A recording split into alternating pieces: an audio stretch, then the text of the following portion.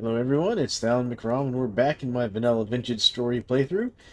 I'm standing here in front of our cementation furnace, watching our furnace go as we continue working on steel. So to that end, we're going to work on a few more things around the base. As you can see, it's 21% done, meaning it's probably got about 4 or 5 days left. Got a decent stack of coal down here. We're going to top that off real quick. Go. Nice full stack of coal, keeping it burning here. Nice. Alright, so let's work on the various things we need around the base. And to finish getting ready to go. Oop. Still have some extra. We can put this way. There we go. Only needed 2 to top it off. Alright. So let's see here. Got some iron bloom there. So we got some iron blooms here. Got an unfired refractory brick. Regular fire bricks there. It's getting caught back up onto where we're at here. Okay. Let's see here. So it's calm out right now. It's kind of late in the evening. Topped off fermentation furnace. How are my medical supplies looking? Not good. Yeah. Gonna have to work on making some more, I think. Good news is I got plenty of flax, so I can just make bandages, which I think is what I will do. Alright, let's check my food stores. That's right, I was making some sealed crocs. Let's see here, we've got basically turnip and mushroom stew there. Got a bunch of pies as well. We have in storage here. We've got some rice grain, spelt. Am I ready for that last? Wait, no, these hides finish. Right. Here. Oh, this one is ready. So, here we go. Alright, let's add that to the stack. What's this? Weak tannin. Come in here. Oh, was the one? This one. We've got a medium hide there. What about over here? Any more hides stashed around? No. Cool. Let's go ahead and get this hide processing. Stashed around here anywhere. Yep, these are all butter pelts. Perfect. So let's toss this one in here, seal it up. Done. Alright, so let's get... Good. Process these medium pelts here into prepared pelts. Done. Just keep all that good. Alright. Check, see where I'm sitting on things. Compost there. Don't have enough rot to make anything else. Cool. Let's go ahead and put our character to bed, I think. Let's see, turnip pie, turnip pie. These are all turnip pies, aren't they? Just go ahead and eat one of these. This is going to be our food for now. Because these are good for like 12 days anyways. There we go. Put our character to bed. Check the furnace in the morning. This also help pass some of that time, since we got to pass 5 days anyways. We'll start working on some medical supplies, I think.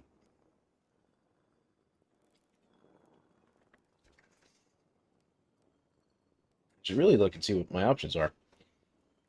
Making good, like, bandages and stuff, so...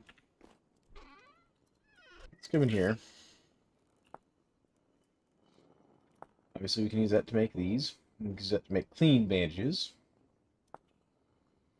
Which we can use to make the alcohol-soaked bandages. To make those...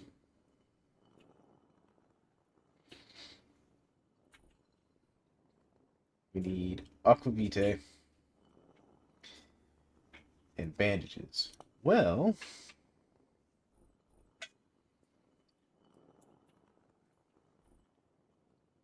I'm not sure if it's worth it to make the alcohol soaked bandages, just because I'd have to go through the whole trouble of making a boiler, which I could do that. Like, it's not that big of a deal. They're on fire. Um, what's the timeout? 3 a.m. Slept for like 8 hours there. Still calm activity. Check our furnace here, see if it needs being topped off.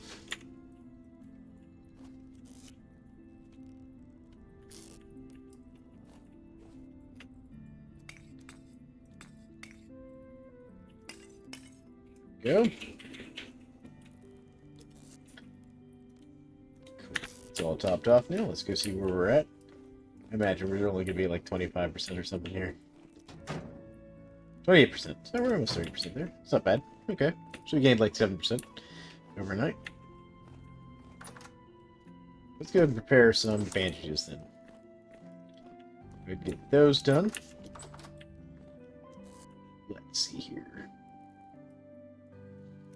So we'll grab these here. We'll do this. Do that. Alright, there's 16 bandages, but we'll probably want more than that in the future. Let's get over here and check our greenhouse here, see if anything else is matured. Rye still growing. This rye is ready. Eat a lot of rye. Rye is also ready.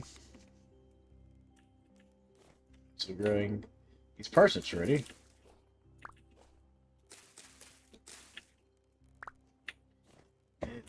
What about up here? We got some more rye.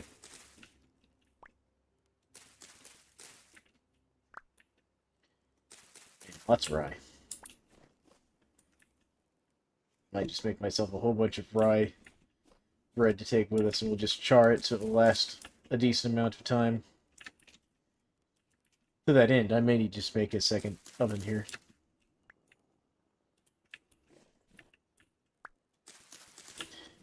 Alright.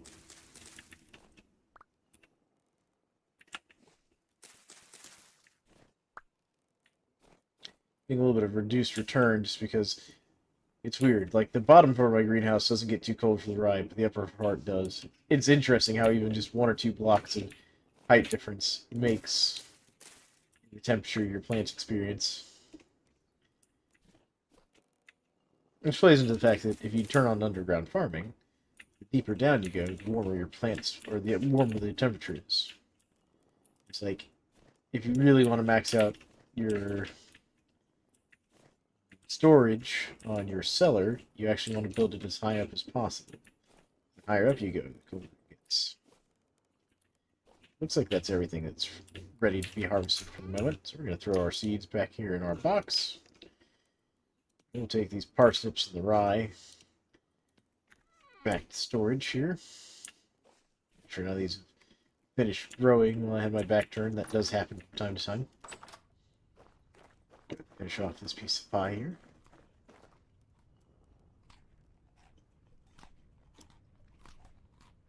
There we go, top off my food. Nice. Actually, that's something worth doing. Let's go ahead and get some more stuff going here in the mill. So we got some salt in here right now. So let's just throw this rye in here and get that turned into flour. I'll go put away my salt.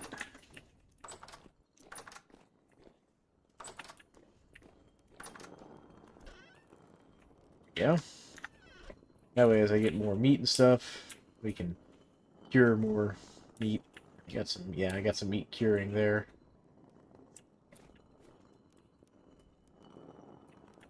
It's there. That's all the meat I've got. Start making some pickles. I'm out of barrels for the moment. Any place where I can stack this few parsnips I've got? Yes, I do. Right there. There we go. I could make a couple more barrels and see about topping some of this off.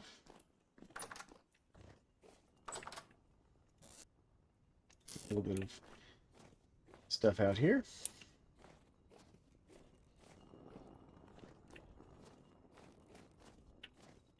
The other thing I kind of need to do,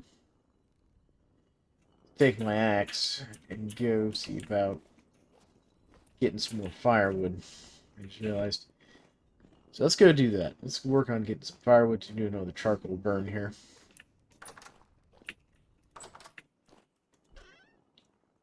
I have a few more flax in here. Hilarious. Okay. Give away bones. Go. I got from butchering animals last time. Let's also put away this flax. Not flax, rye. Yep. Now, need anything else? Shears. Grab my shears. I do have shears. Good. Okay. Let's go cut down these pine trees I've got growing out here. I like to just keep pine trees growing. Grab a few acorn or pine cones to take with us, so we can replant them.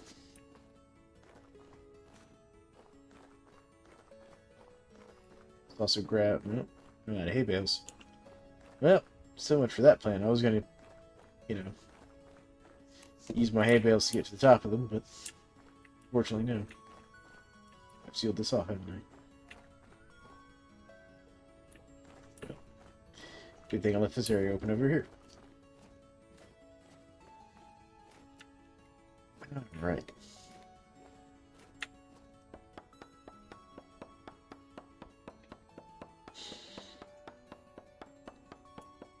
I wonder what I did with all my hay bales. I think I fed them to the sheep, now thinking about this.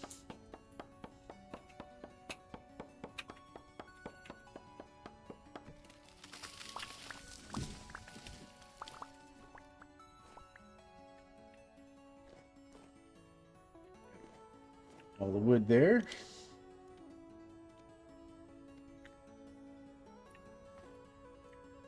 Plant another tree. And let's see here. This one.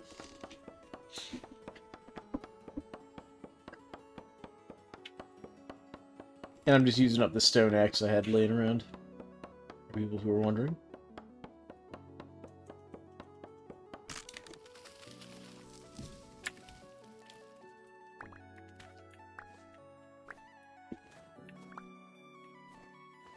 I got all the wood from that. That wasn't a very big pine tree, was it?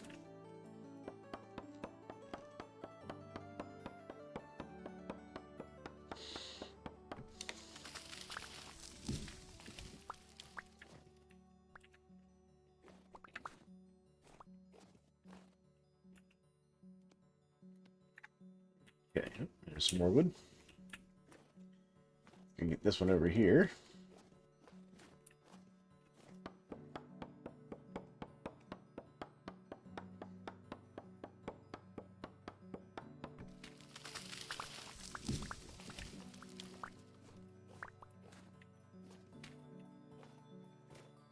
Sure, got all the parts and pieces of that one. Looks like I did. Alright, go ahead and grab these branches, get those out of the way. That thing will do real quick. Dig this stone out right there. Put down another pine tree. This way a little bit. Down another pine tree. Now we got a bunch of extra pines growing here in the near future. Pine trees are great in this game in that, they grow decently fast, and, you can put them pretty close together. Where'd my mini-map go? Something's off here.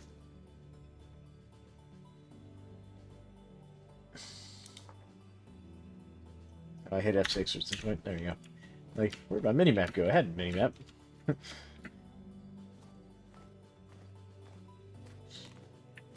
Alright, we'll cut down this one as well. Actually, this one we might be able to get some like, branches here. Nope, they're all too high up. Alright.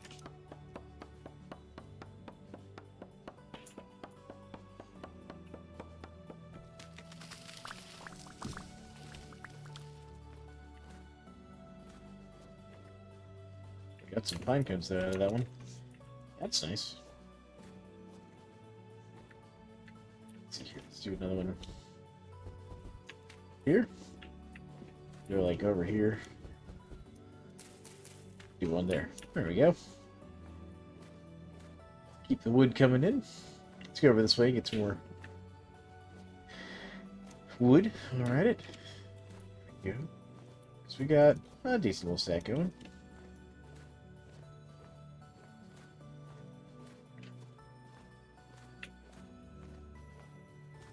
Let's see.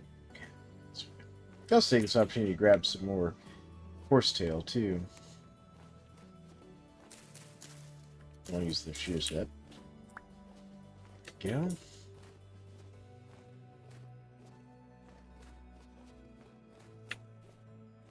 So it'll give us a good amount of wood.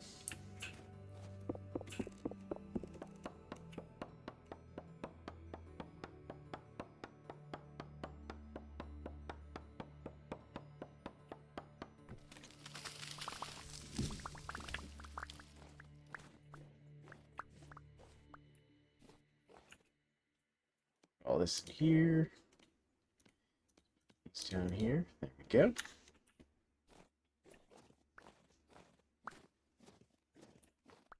We did get a pine cone. Good. We can replace it. That's what I like to see. I like you want to get at least one tree seed to replace the tree with. Look at that short one over there. We're going to go cut that one down. Just because we can plant one that will grow a bit bigger. As well as with it being this close to the ground, got a good opportunity to get some more sticks, more pine cones, grab more trees, make more charcoal. A whole endless cycle here.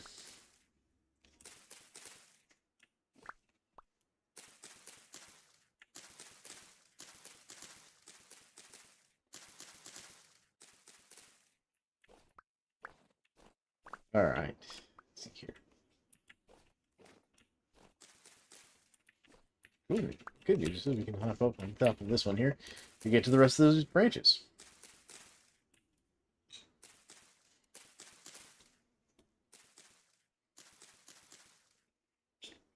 Alright, let's go knock this one down.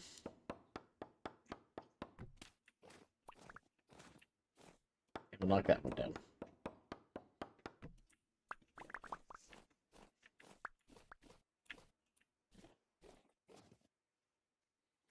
That one gave us like 12 pine cones for all that work. There we go. Go ahead and grab the spot right here. There we go. Place both of them. Now we got a birch seed. And we'll come over here and plant ourselves a birch. Let's take care of this short one here. Oh, we found some more rye. Even ready to be harvested. Look at that.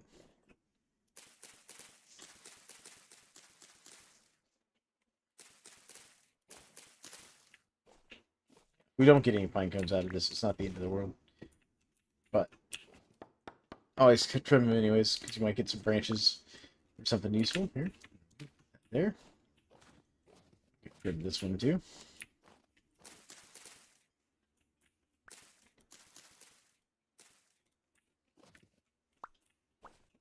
Oh, we got another pine cone off that one, so we got at least one to replace it.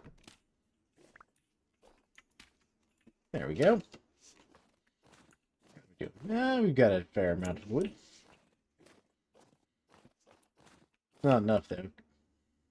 2, 4, 6, 8, 10, 12, 14. So only 14 full blocks of firewood basically, so we're going to need more. So let's go cut down a few more trees here.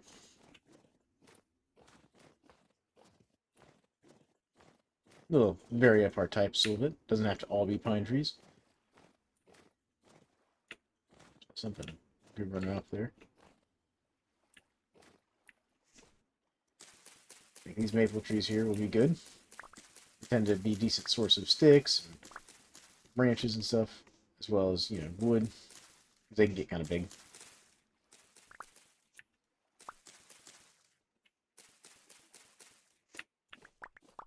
The drop rate on the seeds can be a little annoying on these.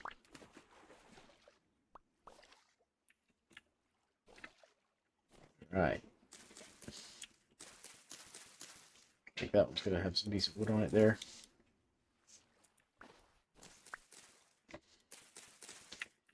Yep.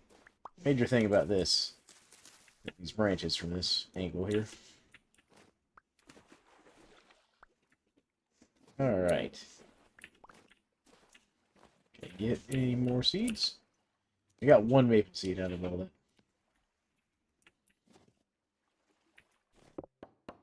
Yep, there's one over there. You can see it's floating on the water. Hey, General Efficiency, how's it going, man?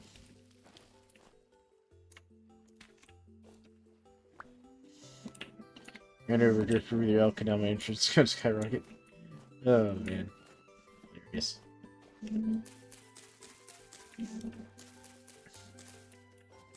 I mean, the question is, what took more damage, your elk or the drifter?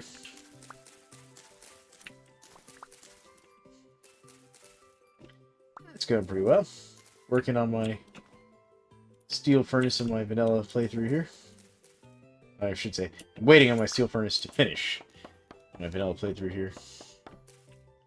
You know, I'm working on cutting down some trees, gathering some more charcoal and stuff. You know, usual.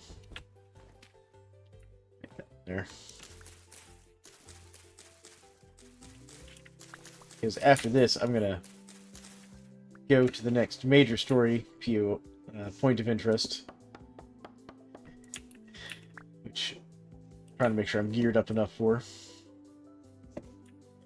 as well, because that's gonna be the big. It's gonna be one of the big ones. It's gonna be the devastation is what I've got next here in this playthrough. Yeah, so I'm kind of waiting for my steel to finish. Once my steel finishes, I'm going to make myself a steel fox to take with me. Might make a steel pickaxe just for fun. And then I'm going to take all the medical supplies and all the food I think I need, my elk, go to my boat, and start the journey. So I don't know if I'll get to the journey this stream, but definitely probably the next episode or stream, I'll get to the journey to the devastation. You know. At least that's what I think the timeline will end up being. But right now, we're just doing another big charcoal burn to make sure we have enough stuff for making more steel and iron and stuff. Always need charcoal.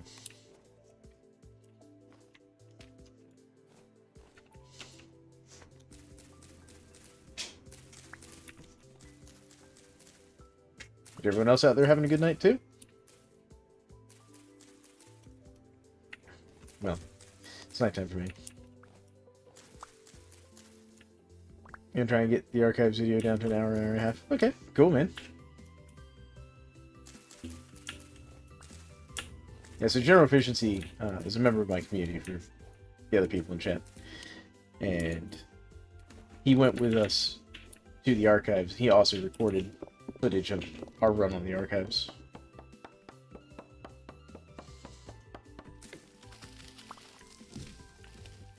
Inventory's missing. I don't care about those vines.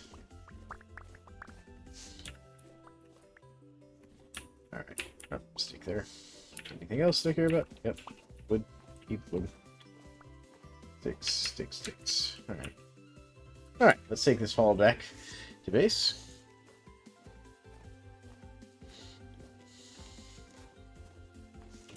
There's parsnips here.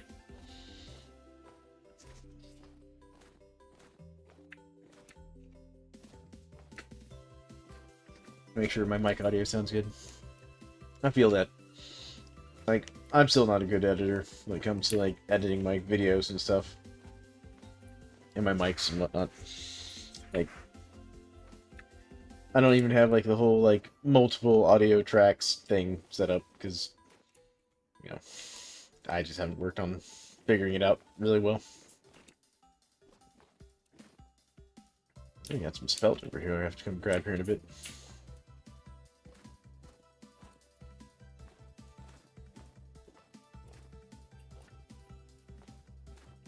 So I can relate heavily to the whole mic audio being your enemy.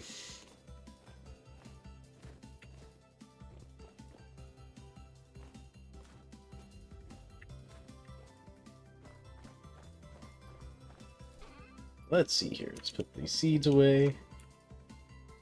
Yeah, there we go. I'm gonna grab that spelt real quick that I saw, so I don't forget about it.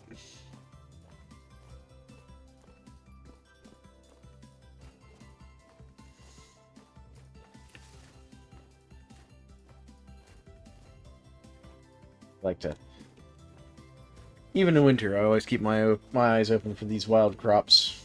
Grab them when I have the opportunity. Not that I really need the seeds or anything right now, but you know, extra seeds is extra seeds. You know, my map says I marked some that were over here somewhere. Yeah, there it is. It's still growing though, so we're not gonna worry about it.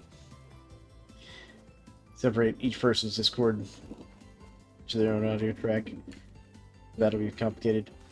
Yeah, it would be, and so I do know that that is possible there. General efficiency. But it would involve basically setting up a separate capture for each person's audio, is my understanding of that. You basically set up, I think, a virtual audio cable or something like that, is like the trick. So I've heard. Separate it out that way. But it's one of those things of, like, you'd have to, like, set up for it and be ready to do that. Which, I've never done that, so, like, you don't ask me how to do it. But some of the better, more professional YouTubers than I have done that, and you know, power to them. Is they have a skill I have yet to develop. So, like, because I've had people suggest I do that with my kid, you know, when he's streaming with me and stuff, to separate out, you know, our audio and video stuff, so that he's basically streaming to me and my system's capturing his video and his audio on a kind of separate way, so I can do things like alternate our camera perspectives so people can see what's going on from his point of view. It sounds really cool, and it's a great idea. I just don't know how to do it. Because, you know, I'm still kind of learning this whole gig, to be honest.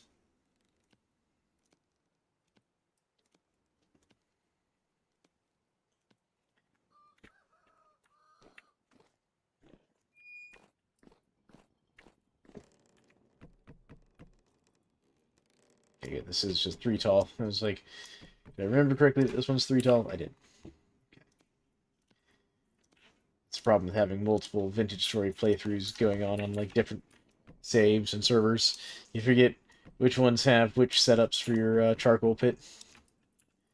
Now, I do know this is my fanciest charcoal pit. The whole, like, kiln door and everything.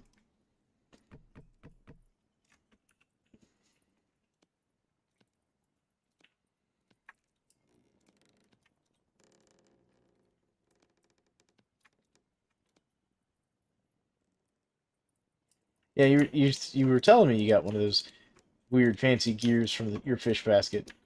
Now I'm gonna have to set up a fish basket and try to also get one of those weird fancy gears on the multiplayer server.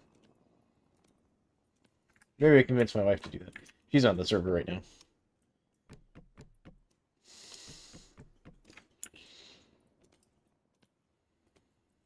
So what General Efficiency is talking about there, chat, is basically on our community multiplayer server, we're running a mod that I kind of love for the survival aspects that it adds. Things that just make sense. It's called Primitive Survival.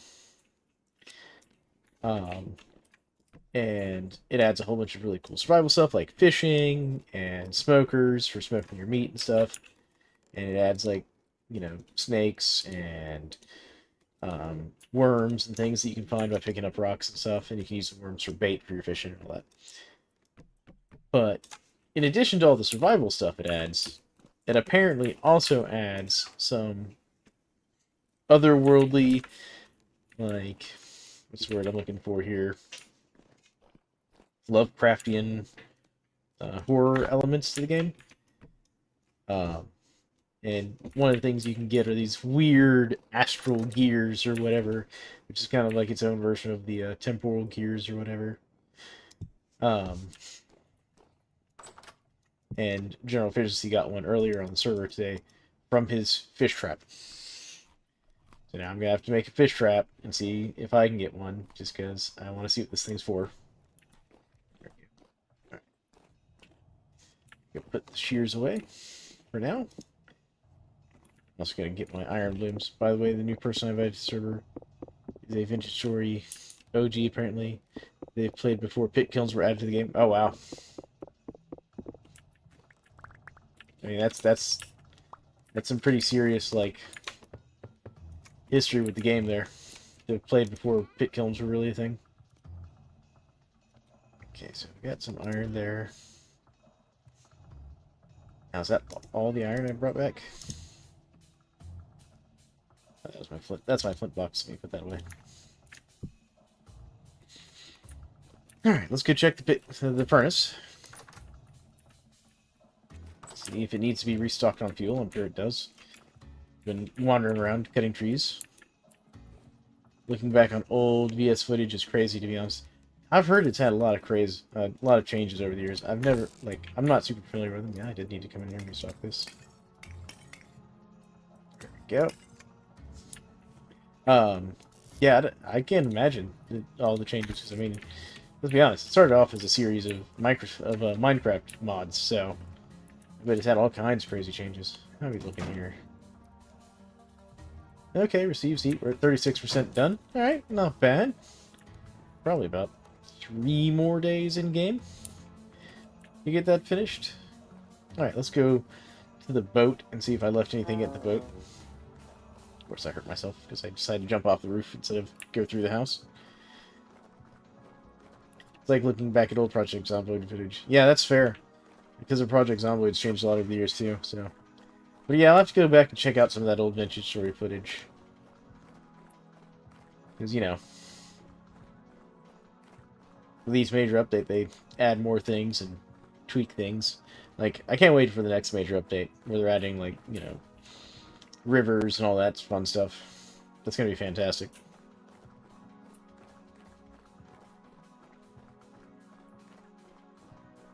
Alright.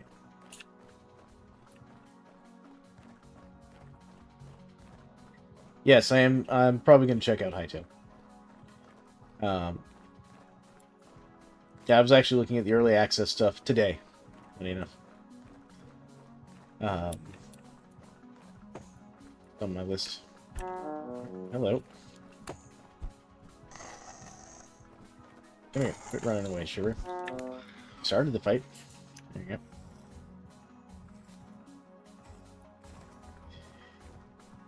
But yeah, no, it's on my list of things to check out.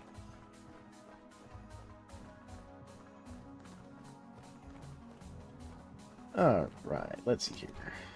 Nothing in there I need.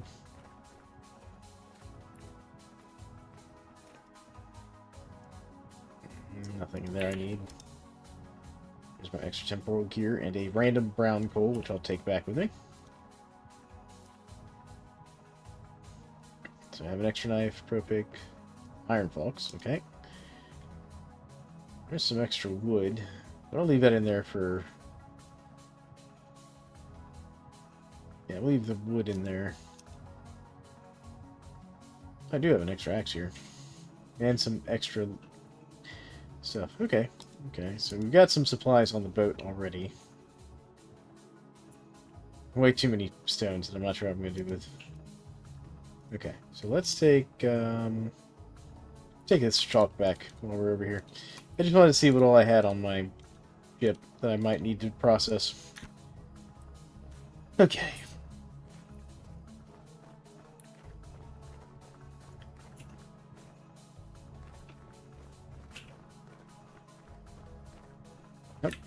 That shiver's coming in hot.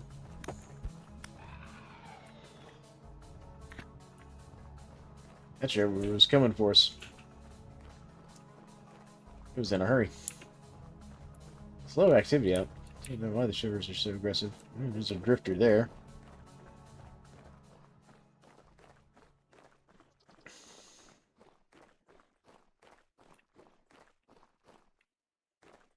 Grab this resin real quick on the way by.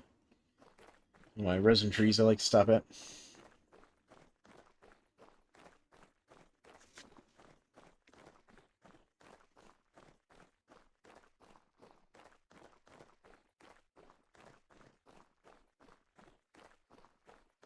So I built this road really straight in this playthrough.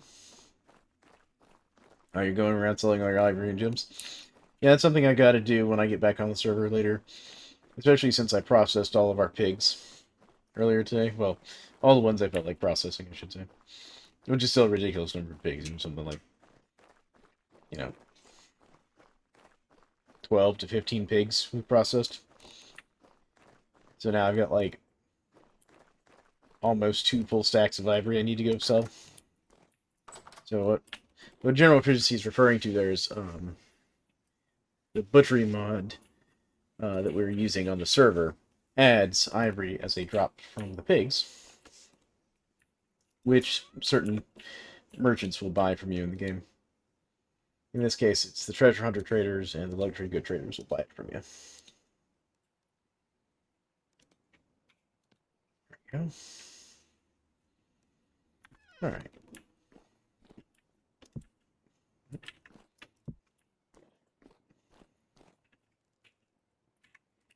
Get my lantern out while we go up here and check on things.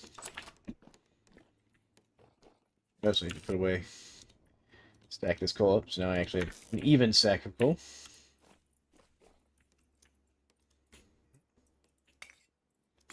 There we go. Top that off. Let that burn overnight.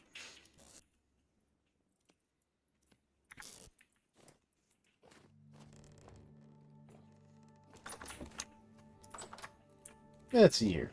Now, let's do a little bit of cooking before we hit the hay in the game. We still have got time to spend. Let's see here.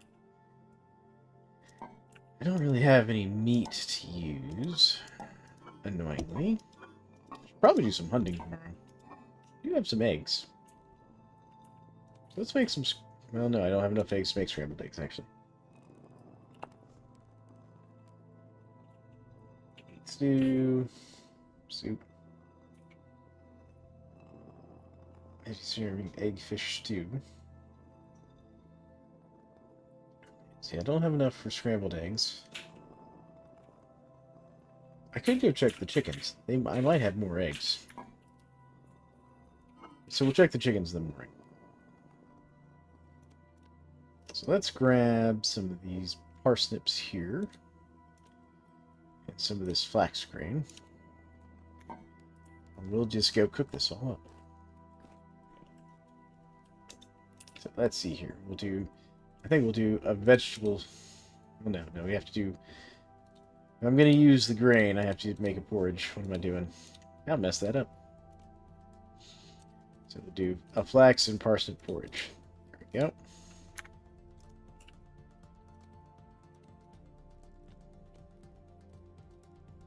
Now, a lot of people are probably going, why are you using flax for this? It's not the most efficient, grain. You're absolutely right. But I do this for 2 reasons. One, if I want to kind of reduce my grain satiation, or not get too much of it, but kind of balance it off a bit, I find that using the flax grain is good for that.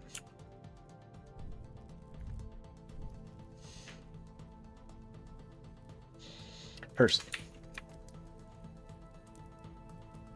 And yeah, I do feed the flax to my animals as well. I'm feeding my animals. Alright. Put this in here for now. Right, that's powdered charcoal. High fertility soil. Right.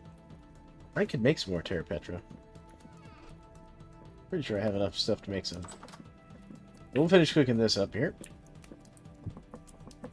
I'm just going to put these crocks over here to make them easier to fill up, because these 2 cooking pots worth of porridge, since they're exactly the same, will fill up those 3 crocks perfectly.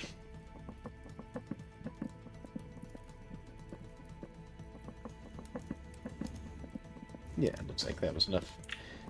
That, let's see here, and I do have some animal fat to seal them with, because I'm going to seal these crocks to make these for long-term storage. Put that back there. Oh, good. This hide finished. Scrape that hide. Put that in my hide box there. Days left on my leathers.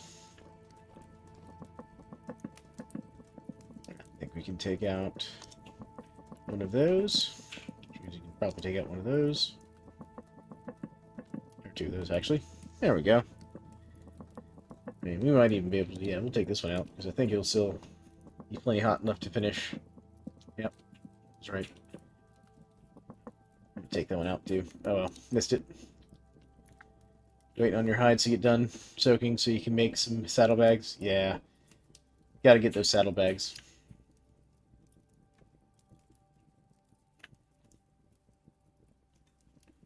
There we go. Saddlebags are super nice. I love my saddlebags on my elk. Actually, I won't bother sealing this one. Oh, no, I will seal that one. Go ahead and seal that one. There we go.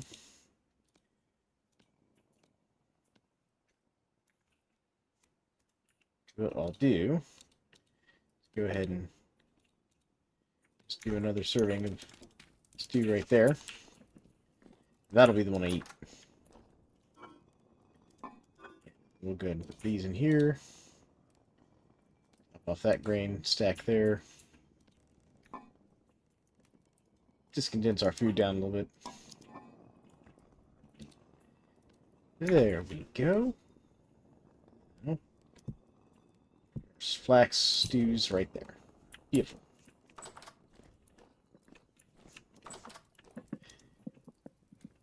Oh yeah, this one will definitely finish with that bit of peat there.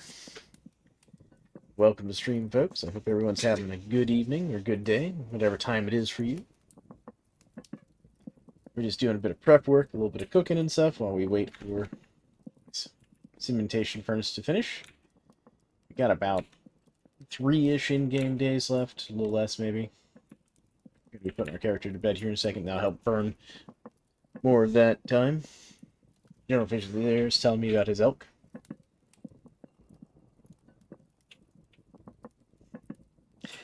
Yeah, so generally the lazarette's out in the desert somewhere there, General Efficiency. But yeah, if you want to scout it for us and kind of figure out what we're looking at, that'd be great. Especially with how close your base your sailing area kind of is to it. It won't be that far of a journey, especially with your elk. We should really get one of those cartography mods on the server to let us like share map locations and map data.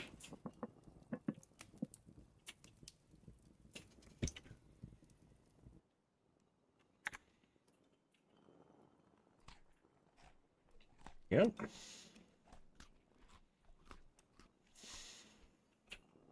Perfect.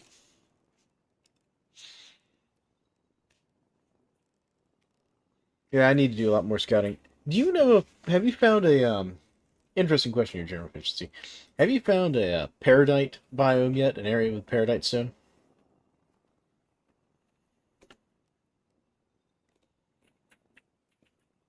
Yeah, let's go check our furnace.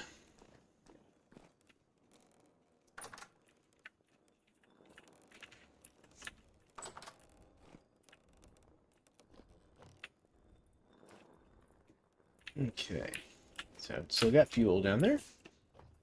You think you have? Yeah, we're almost halfway there. So we're at 46% there.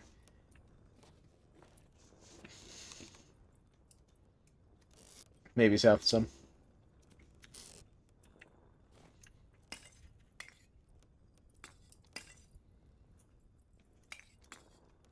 Yeah, that's the end of my brown coal.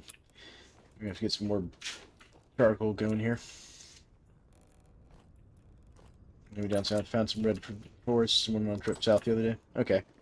Well, if you find some, you know, I'd like to know, because I would like some olivine. We'll trade you for olivine server.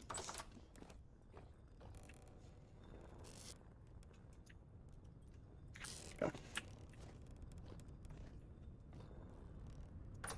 Cool. So let's go get some firewood cut and going here. Top off my character's food bar real quick.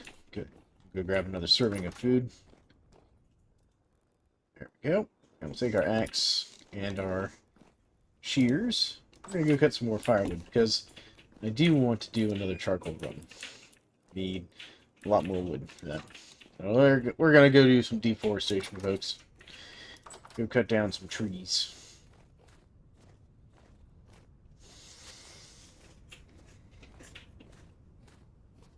Yeah, I'm at the point where I want to start looking at building a cementation furnace on the multiplayer server there, down in kind of the shared area.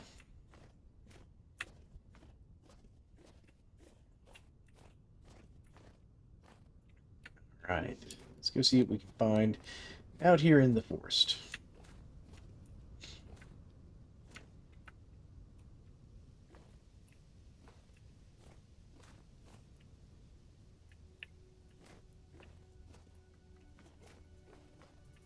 Got that overhang I nearly fell into.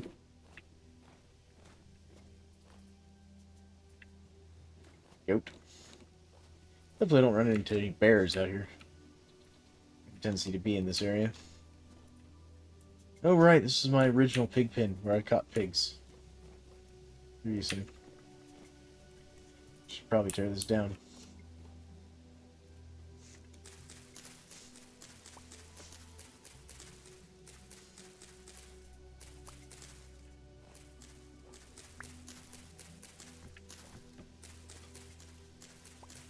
Yep.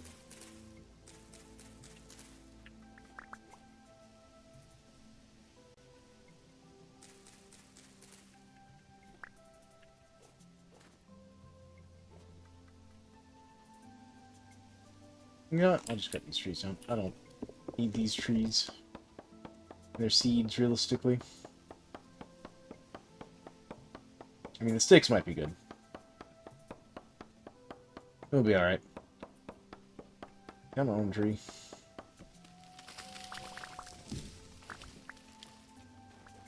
I heard a wolf. There's a wolf out there somewhere. It's a lot of wood that came up. Oh, it took down 2 trees. No wonder it took so much time to cut it down. I was like, man, that was a tough tree. It was. It's because it was 2 trees, not 1 tree.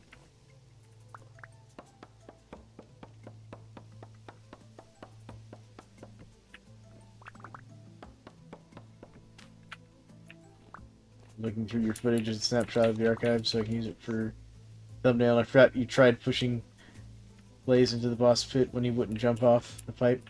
Yeah, I know, you're just bullying my kid there on stream, man. Trying to throw him into the boss pit. We all saw you do it. Picking on my 8-year-old.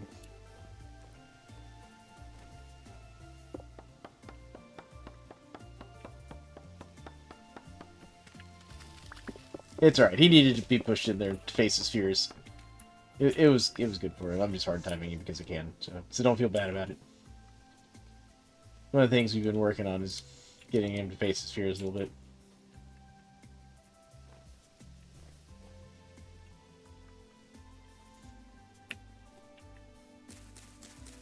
Grab some more of these sticks. A few acorns. You know, I keep calling these acorns even though the game calls them oak seeds.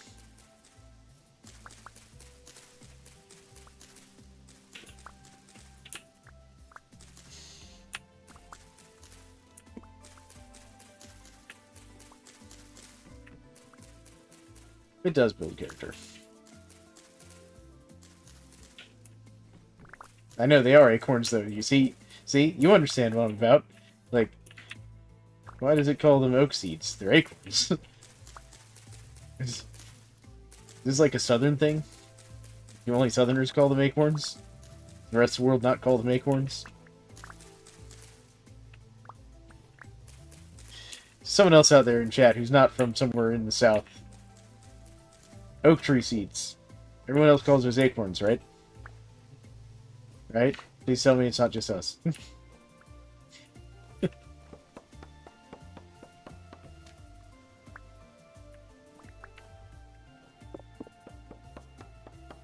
And with that, I lost like half chat. They all just ran away. They don't want to do with our weird southern words.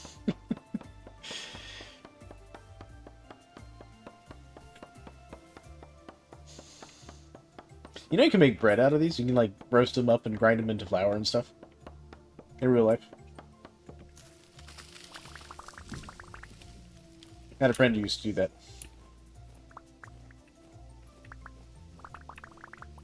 God, I just love how much wood you get out of an oak tree in this game.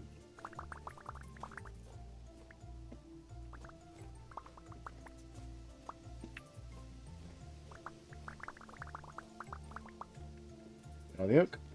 Looks like it did. Replant it? Yeah, like now I need to head back. Yeah, but yeah, you can make it. You can make like flour and stuff out of the acorns. You can roast them and cook them. It's very popular amongst the Native American tribes to do so. Because my friend who did that was Native American. He's part of the Cherokee tribe. And they used to roast acorns and stuff. That's where I learned about it. I went with him to a couple powwows and stuff over the years. Haven't seen that guy in a long time, actually. Probably reach out to him, see how he's doing.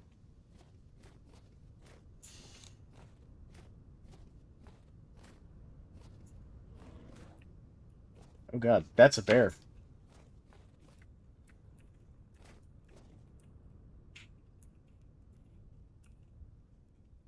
Is that bear, like, stuck in a pit? He is. This is hilarious. Oh, but he can still hit me, though.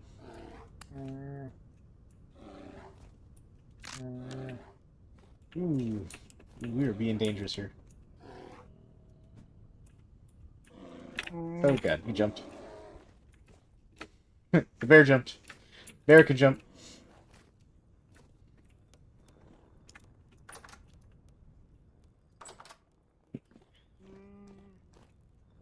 Found a mod the other day that lets you earn tuning cylinders from the story locations like the archives. Oh, that's kind of cool. Bear. Bear. Oh, that's right. You're like too wide.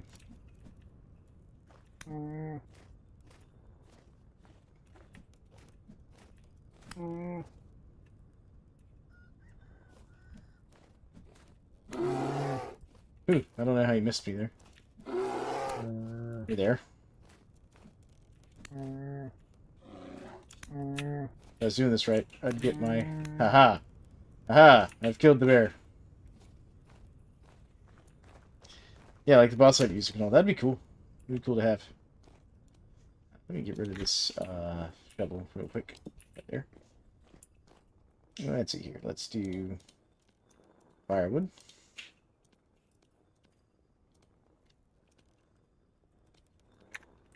Yeah.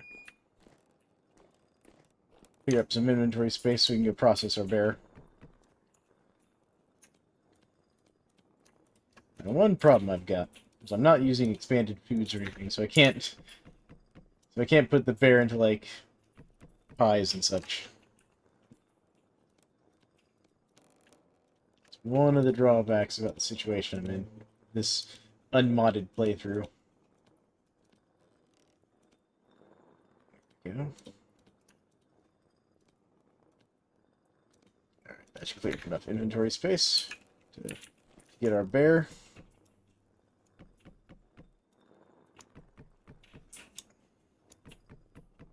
There we go. Let's go get our bear.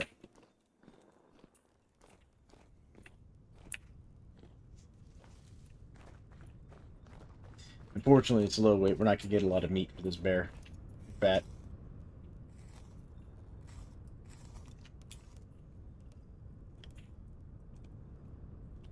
Yeah, that's one thing I'd like to see them, like, do, is put, like, let us cook the bushmeat into meals. Give it like less satiation value and stuff.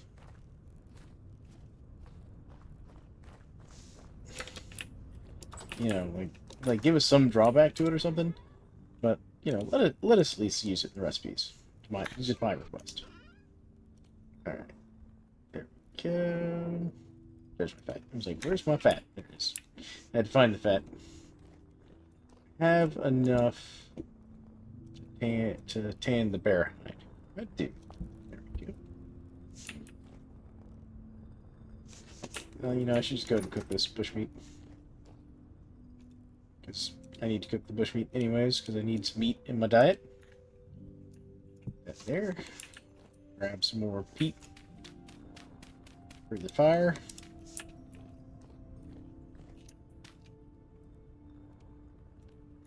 Go. Pick up some bushmeat.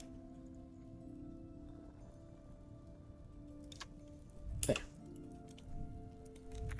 Alright, let's go back to setting up our charcoal burn here. Put away some of these sticks real quick. I have a couple stacks of sticks to put away. So I'm going to need the charcoal soon anyways.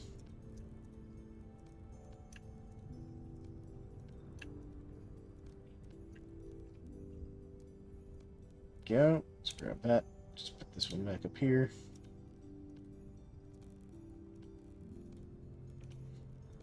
And if we're going to finish this furnace and finish getting our steel, we're going to need some charcoal. Because I have run out of brown coal. I've burned all my brown coal running the furnace so far. I don't have anthracite. Or at least I don't have enough to be worthwhile to run the furnace, I should say.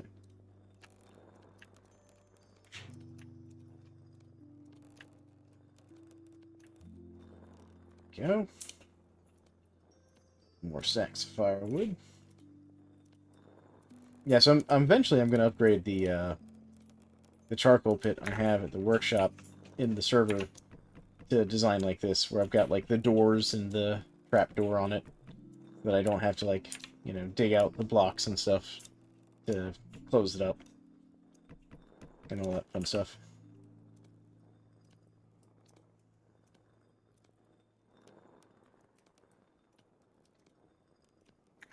Yep. That's not what I wanted.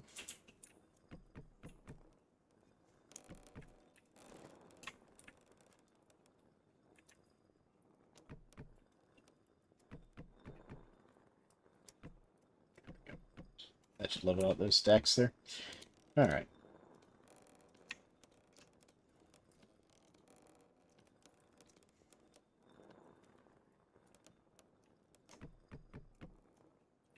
Okay, those are full now. Alright, so we'll do this side first, since I need more firewood anyways. Alright, let's go chop this up. 328. I'll just go add this to my fuel stack for cooking. How are we doing on the bushmeat? Bushmeat's almost done.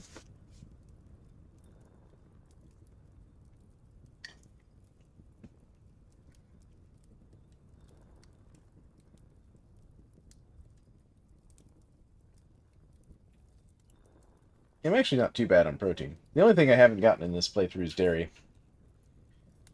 I have sheep, but I haven't gotten them into like the actual sheep pen and gone through the whole process of getting milk from them and all that yet. I need to. That's actually one of the projects I should probably work on, is moving my sheep into the sheep pen I built for them. There we go. That wears their iron armor regularly. Yeah, I don't wear my iron armor around on the server.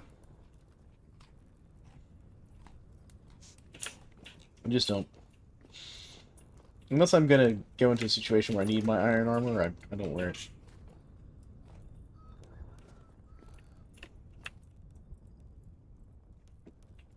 Alright, let's see if I can add charcoal to this.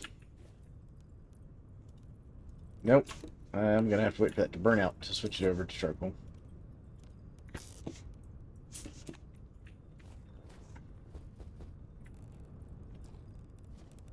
skills you have allows. Well, yeah. Like, I mean, I have a lot of those skills going too right now. Here. So we got some time left in the day, so I think we might go out and get some more firewood. We're just gonna check it real quick. Oh yeah, we're at 50%. Let's go get down some. Let's go cut down some more trees. More firewood. I may need a new axe though. Just realized this axe is pretty close to dead. Let me go see if I've got another axe laying around. Into the forest. Let's see here. Do I have? I do have a second axe. There we go. Perfect. To force you switch into the coat from your desk. Yeah. Yeah. Winter has really set in on the server. Came on us fast there. I'm thinking about the food spoilage problem we've been running to on the multiplayer server there. There's some mods I've been considering adding, like there's one that lets you basically build an ice chest by putting like glacier ice and stuff in your crock pot or in your storage vessels and things to make them spoil even slower. After 245 gears now, the ivory and gems you sold. Wow, that's pretty crazy, man.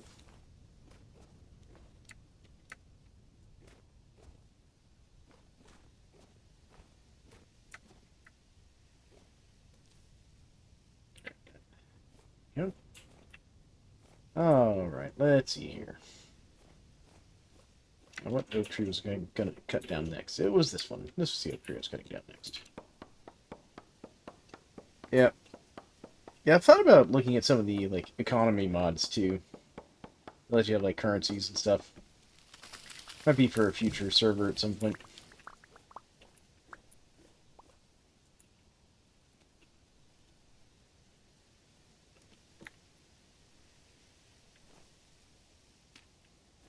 There. There we go.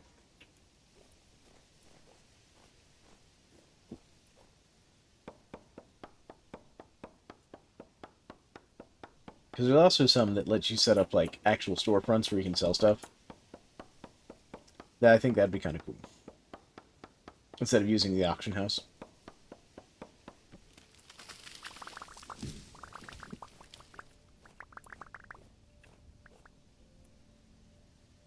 There's a fish swimming towards me. I was like, what am I seeing there? There's a fish.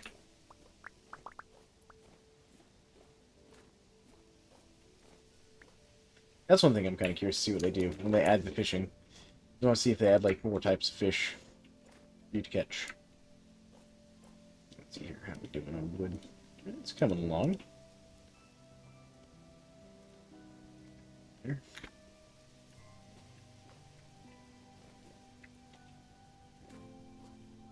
Yeah, no, the fishing's gonna be fantastic.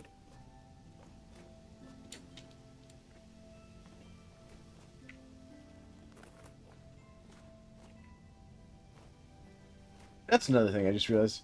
Have we seen a bauxite biome on the server?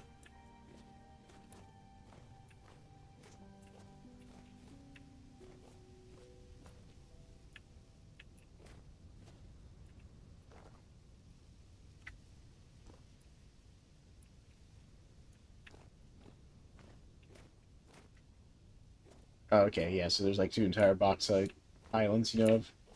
Okay, well, in that case, we should be good.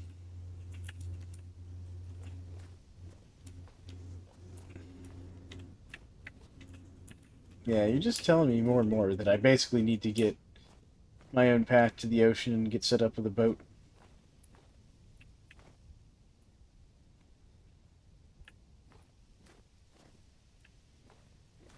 It's a fairly big ruin area. Okay, so one you got to go through Translocator to get to? Okay, interesting.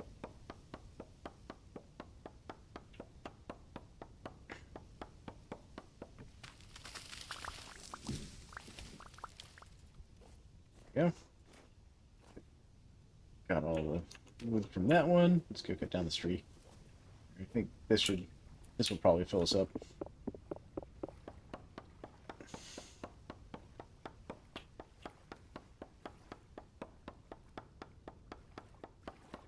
go.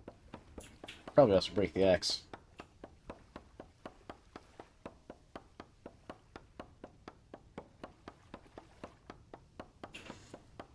Yep, there it goes.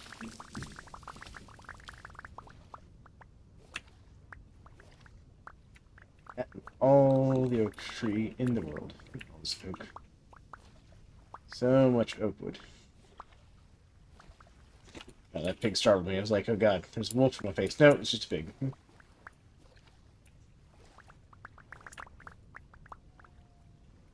Trying to scare me, the pig. The pig tried to startle me. How much inventory space I have? I don't have enough inventory space to bother the pig. You see, like, yeah, maybe I could hunt the pig for a little bit of extra meat. I could, but I don't have the inventory space to carry it back. He's lived for today, pig.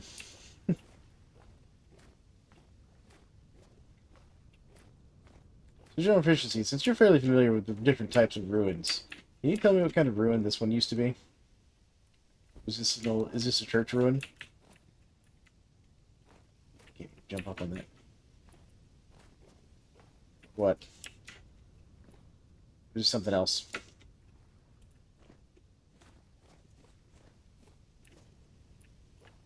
It's got a lot to it. Good question. Okay. Because I know there's certain types of ruins that are supposed to be certain things. It's something, but the church one's bigger. Okay.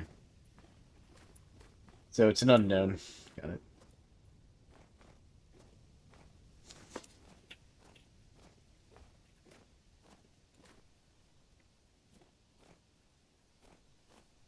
Yeah, because I do know that certain ruins are kind of supposed to be certain things. Like that one I found like tool vessels and stuff at. Maybe it was a workshop of some sort.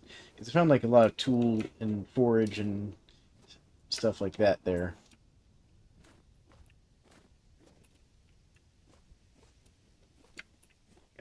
There. Just thought I'd cut through that side.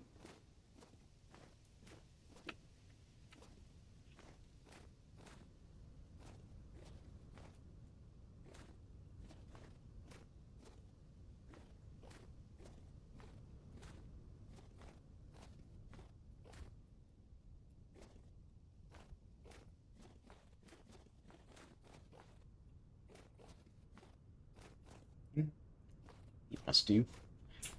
Well, forage really. Right, the sugar.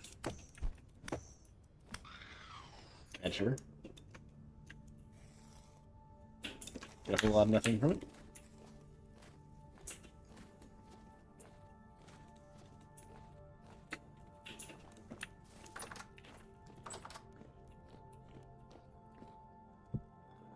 Go. Alright, let's see here. Put the shears away. Clear up some inventory space. That. Go.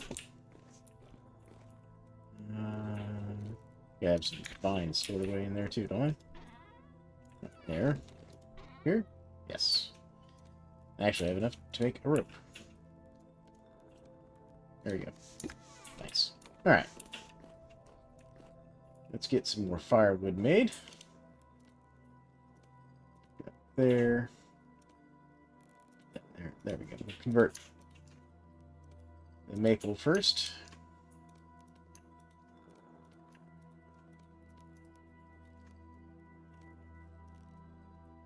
There we go.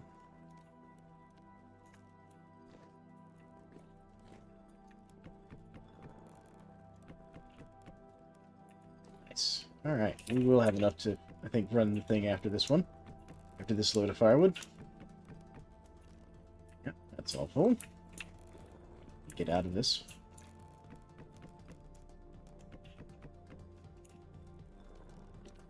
Go.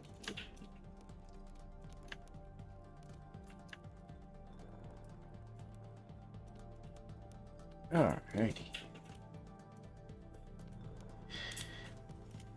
I know it's not necessarily the most exciting thing watching me do a charcoal burn. But it's Part of the grind of Vintage Story. Very important. Always gotta have charcoal.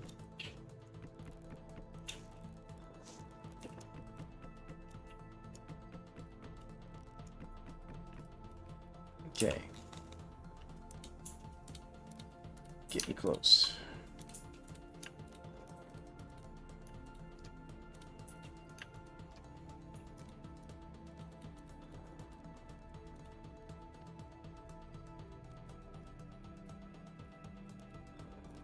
Yep. Let's see. With that, we'll finish this off there.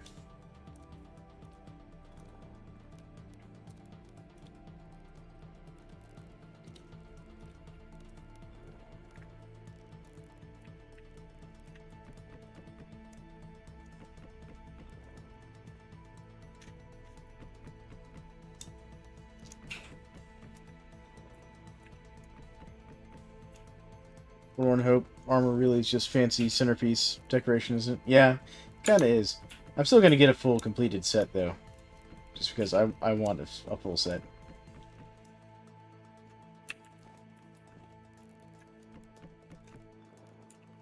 Alright. 2 more stacks. And there we go. Alright. It's fire pit. So let's see here. Let me grab a dried grass. And lighting this thing is so hard. Look at this. I have to come up here and just put in my 4 stack of firewood.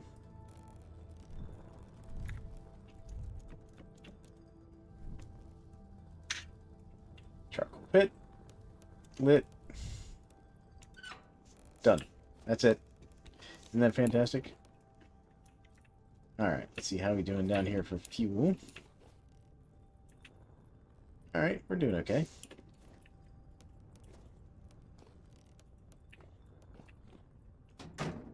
54% done. Past the halfway mark. Here we go. Let's go put this firewood away. And let's see if I've got enough space to store these oak logs here in my crate.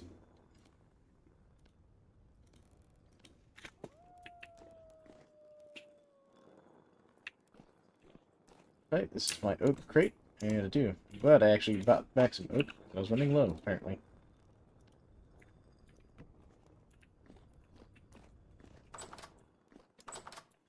Alright, back up with our wood here.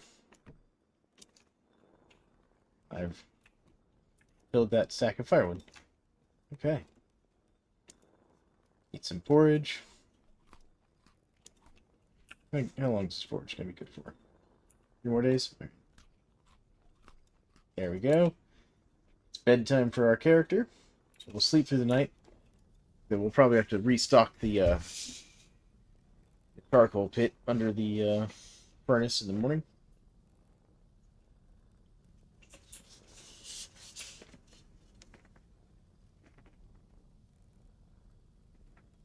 Gonna be honest. Having played with so many mods on the server, I'm getting kind of spoiled by them.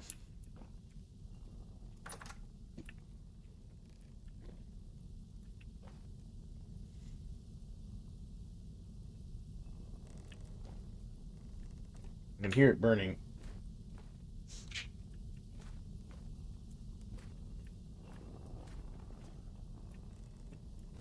I'm a little worried about it. Oh, surprised there's still coal left in there. Okay. Never mind. Don't have to restock it yet. 60% done. Place takes the poison effect ever so slightly. Huh. I was not aware that it reduced it.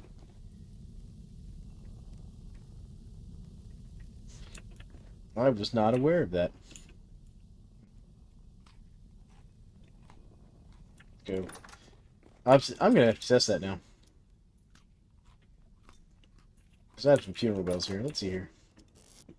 So we've got some funeral bells, so let's grab 2 of these. So you can take, like, the 2 on the spot. So let's see something here. I'm going to grab something I've got a weird number of. Here, we'll grab 2 of these turnips. There you go.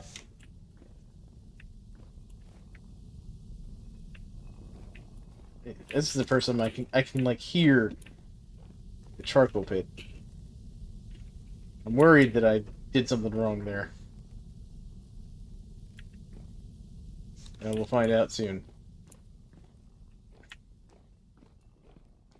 Alright, so you say if I cook these poisonous mushrooms, it'll be slightly less poisonous. Now, each of these mushrooms has 40 hit points of damage. Alright?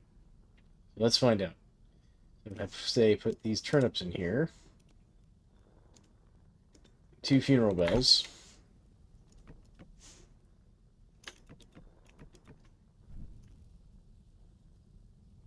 Oh, if you chart in an oven. Okay. Hold on. I don't think I can do... I think that might be... Let's see here. Yeah, so... That's a, expanded foods thing. That's not a vanilla thing.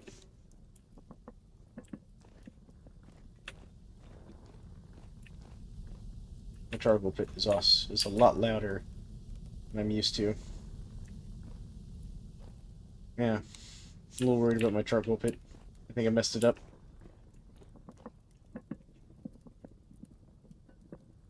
Yeah, one evil meal. This is my, I feel like, respawning meal. Yeah, see? Minus 80 health. So it just combined the two minus 40s there. Alright, well, we're going to take this pot, and we're going to come out here, and we're going to put this in my outside spoil pot. There you go. Stay.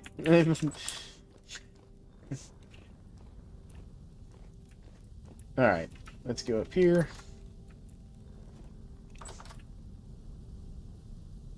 Yeah, see, there's a lot of sparks coming up through there. There should only be smoke coming up through there.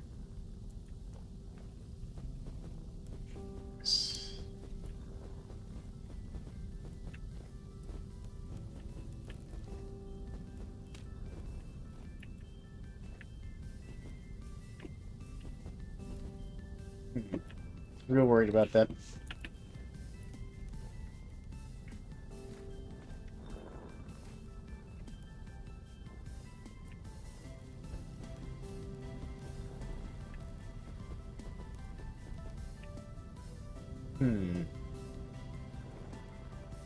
I wonder if this counts as not sealed over here. I just thought about that. Because that's very much on the edge of my charcoal pit. I just realized something there. Let me check something here. Yep, I might have just ruined a whole bunch of firewood. No, there's a wall there. So that shouldn't be the problem. Okay, never mind. I don't know. Maybe the charcoal pit's just louder than normal.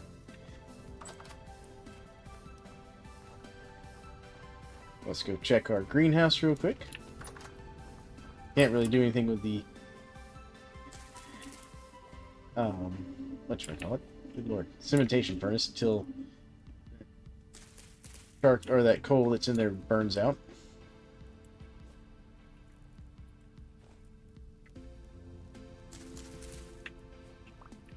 Alright.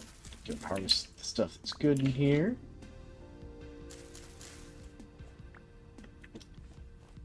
You could. So, the higher up you are, the colder it gets, and so the more effective your cellar becomes, weirdly. Just like if you go further down, the warmer things become, therefore, the further down your cellar is, the less effective it is. While the further down you are, if you've got underground farming turned on, the warmer you are, so the warmer crops you can grow at different points of the year. If you go all the way down to the mantle, as I found out, if you're in the wrong biome, you can't even grow the tropical crops in the temperate biome like we are on the server. You'll get those too hot, amazingly. But it also means if you can build high enough up, you can grow like the temperate and cold crops in a tropical zone. If you build up high enough for your farm. Yeah. Get these seeds away real quick.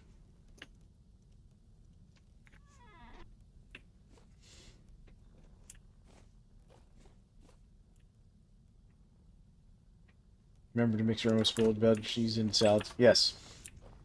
Cook your almost spoiled food. It helps.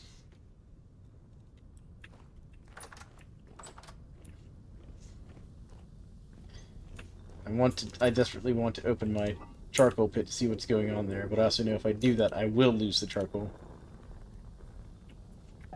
This is catch-22.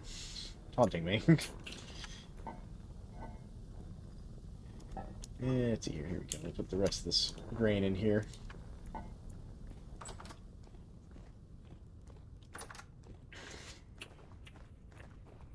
Alright, let's put these seeds away.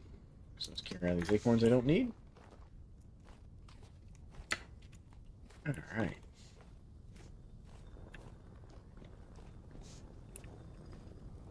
Got some flour that I made. Burned out yet? No, it's still not quite burned out yet.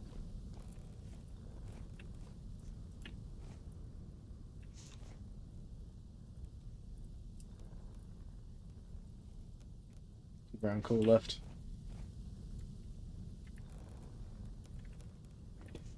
I wonder if it's just louder because it's such a much more massive fire pit than it used to be. Well, we're at 63% done. We're doing pretty good on that. Well, let's go do a little bit of exploring for a minute. While we wait on that to burn out some. Or actually, we could do some baking. Let's do some baking. So what shall we bake, folks? Let's see what we've got to bake with. None of my meat's ready. I still got a few days left on that. I already got these pies made.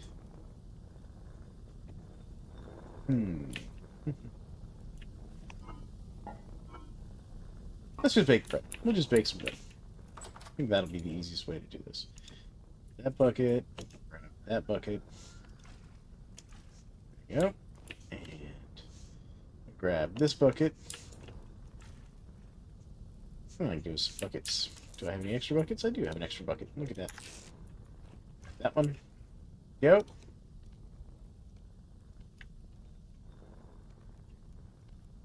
24 left, so 1, 2, 3. That one under there. And where's my flour? There's my flour. Nice.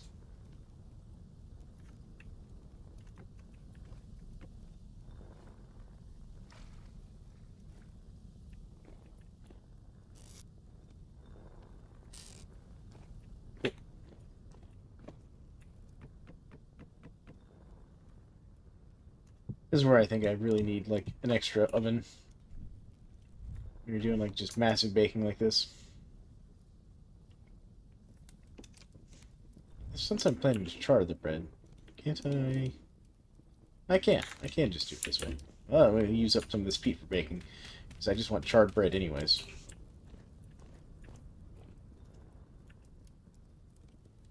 I'll just make my life easier.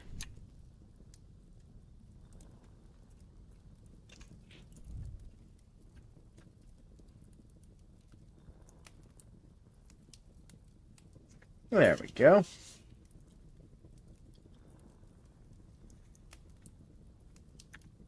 I forgot you can just store your bread in your pit kiln. If you don't care about getting baked bread.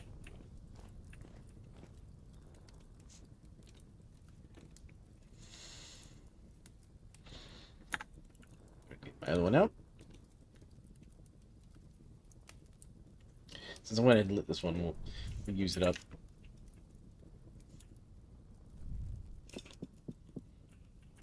There we are.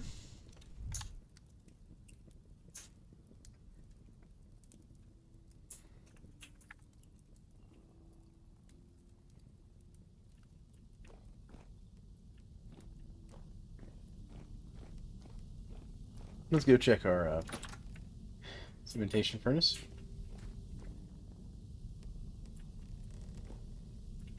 Still lots of coal in here. 1 coal each. You gotta mass produce some iron in a second? Nice. So what you, you've got a bunch of bloomeries going?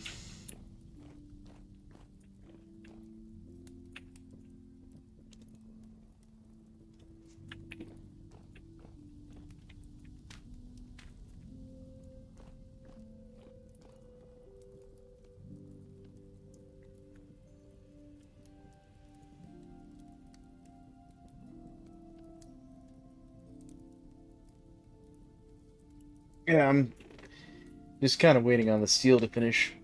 'Cause once the steel's finished, I'm gonna make myself steel forks and steel pick, and then we'll head out on glorious adventures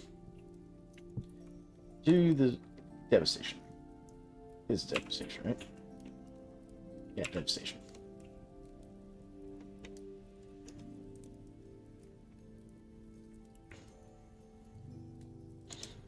Nope, that's not what I wanted. Nope. Guess this rye bread is going to just be regular baked bread. Oh, I got it done. Okay, I harvested it right at the right time.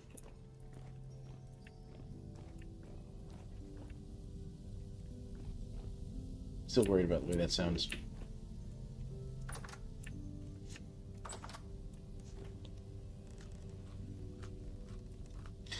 Well, yeah, no, like, I'll give people a good heads up before I go to the devastation, because I don't want to ruin the experience for anybody who doesn't want to see it, especially for those going on the server.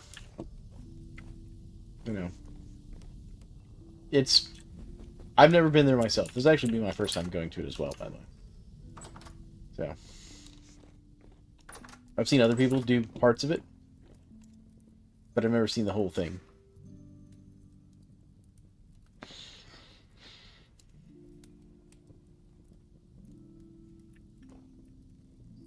Yeah.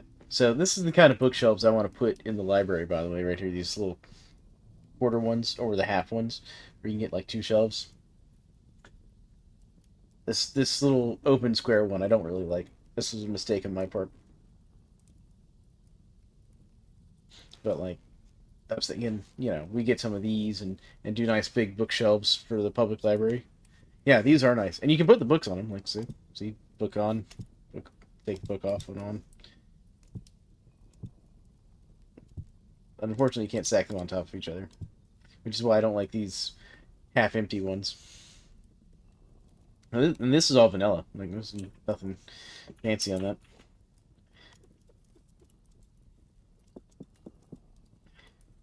So I'm thinking we're going to do that. Oh, and I've also made the flooring material we're going to use for the public library on the server. I'm using a light diamond patterned tile, which is also apparently vanilla. So I'm going to show you that. That's like, let's see, mortar. So you can use mortar to make it, and it is not gray bricks. Whereas, yeah, diamond patterned stone tile, dark. So we want the light. This one. This is what I'm using here for the floor.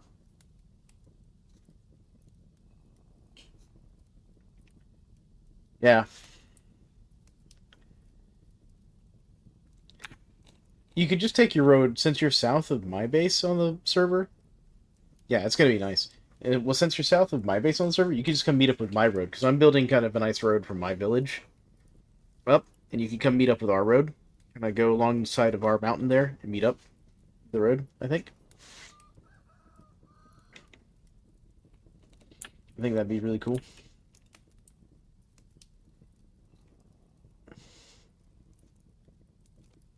Grab this bread. Some more bread in there.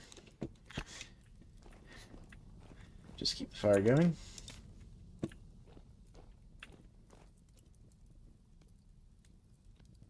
There we go.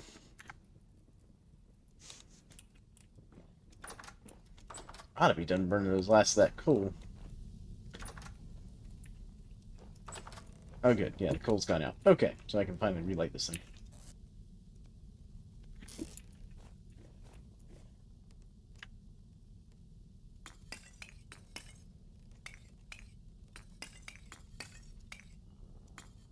There we go.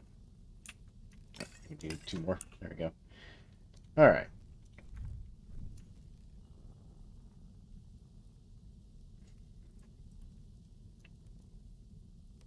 There we go. They're both lit. Nice. And that should, I think, finish it. Once those 2 piles burn out. Yeah, we're at 65% done. It's nice that thing doesn't lose progress as it runs, even if it runs out of fuel. There we go. Yeah, that's about too cool to use anyways. Grab these 4 out, and 4 more. Nice couple stacks of charred bread there. Time is in the game. Where early to be going to bed? Oh, right, that's what I was going to go check. I was going to go check the chickens. I almost forgot about checking the chickens. Yep.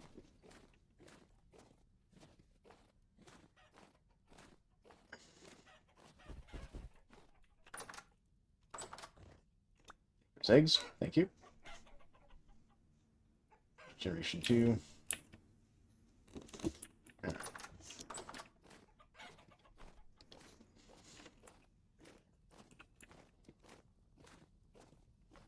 Now we're going to make some scrambled eggs. Let's see here. Let's grab some ingredients. Good. So we can get 2 sets of scrambled eggs. Throw this charred bread in here, just make it stay fresh longer. And don't want pickled vegetables. I think we'll do fresh vegetables for this one. Yeah, so let's see here. That's a wolf that's real close to my house somewhere. Let's see here. We'll grab a couple parsnips.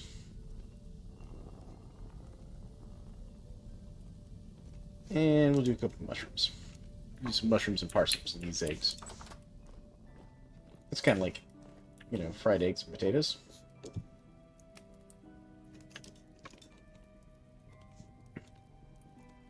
Yeah, scrambled eggs, parsnips, and mushrooms.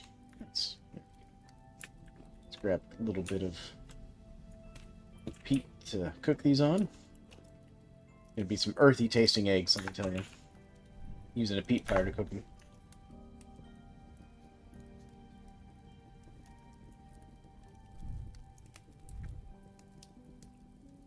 Go, throw that in here. Grab that out. Yeah, and going back to the floor for that public library on the server, the more I think about it, the more I think I kind of want to use that tile as like a decorative piece, and maybe I haven't decided if I want to go like a limestone or a granite cobblestone for like the main floor, but with the tile doing like paths through the main doors and stuff. I'm not sure. I'm gonna have to think about it more, especially because it's kind of expensive to make that tile.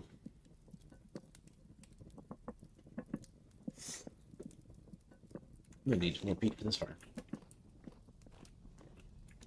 This is helping me get rid of some of this extra peat I've got laying around.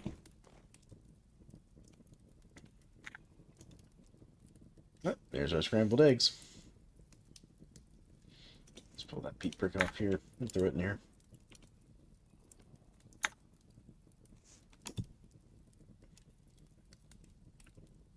here. Tasty scrambled eggs. That's amount of protein. There we go. Is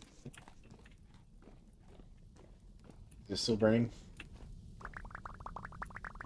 Oh goodness. Why am I getting firewood? Oh goodness. Something definitely happened in here.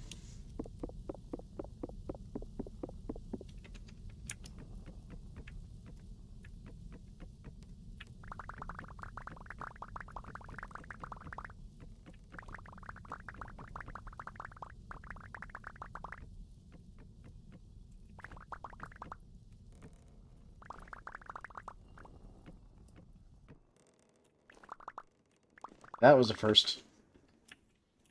I don't know what happened in here and why this didn't work.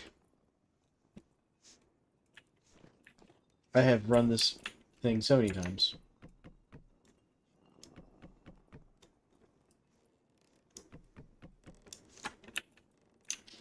Well, that's unfortunate. We lost a bunch of firewood.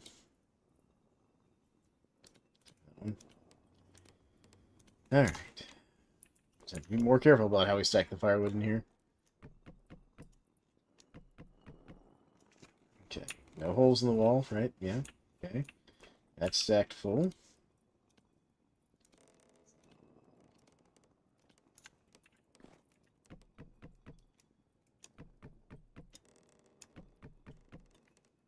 Okay.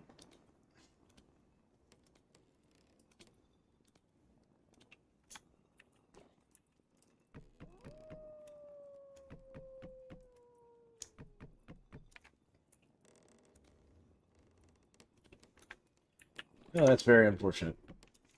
I thought it sounded wrong. Alright.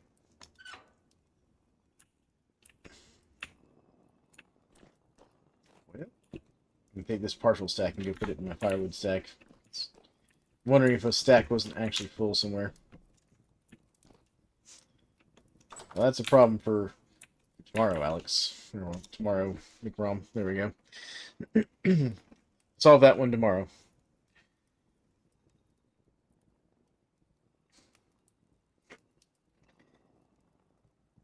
Okay.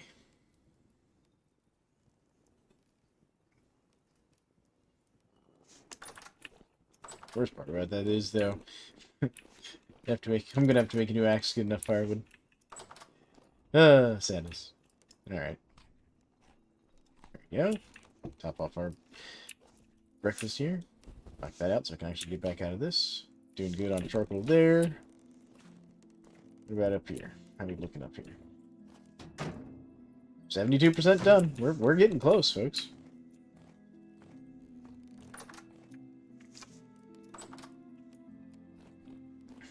Alright. Well, I'm gonna need another axe. Well, this one, that's a little less durability than I'd like to have. I've got... We'll just grab an iron bloom. Do it this way. We'll just do it this way. I'm just blind today. Alright. Yeah, I think I'm out of coal. Yep, looks like I'm out of coal. Grab a piece of... 2 pieces of charcoal.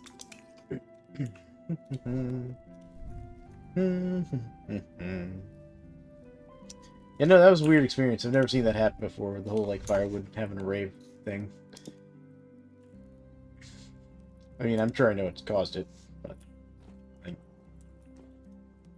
It's over here. I think it was one of those stacks of firewood in there wasn't actually full. I think that's what caused the problem. Because I know I've used that setup to run a charcoal burn before. So...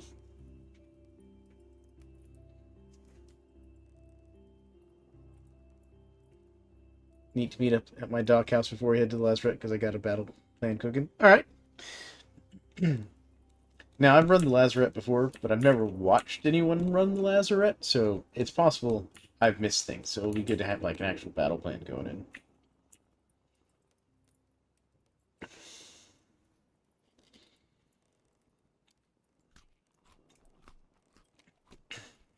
Because I know there's like all kinds of like hidden stuff in the Lazarette. It's got like a lot of little twists and turns and hidden nooks and crannies in there. Yeah, I think it will. It'll be nice to like have us all kind of working together like that.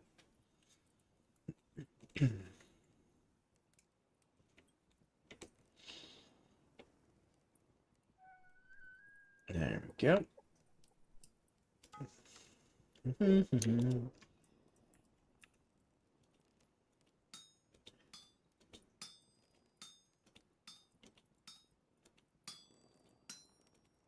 Alright, let's knock all these bits out.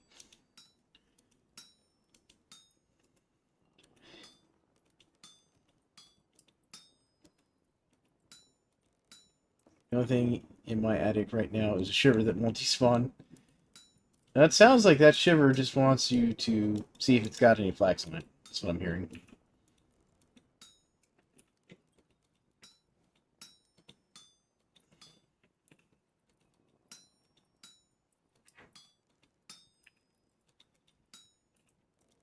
I mean, did that shiver pay its flax tax?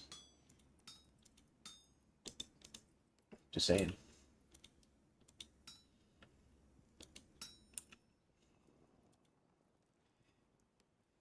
Lets us tame shivers. So there is a mod out there that adds shiver taming to the Clockworker trait, I believe. I have to double check that. But I think there's a mod out there that lets clockmakers tame shivers and drifters.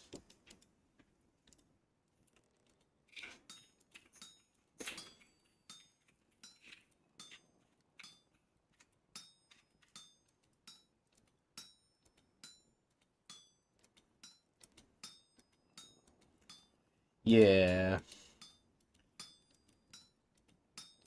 Now, it would be kind of cool, like, if later on, as they advance the storyline and give us new technologies and things, because I do know that's on the list of things to do.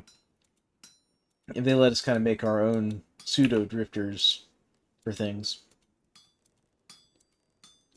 I think that'd be kind of cool.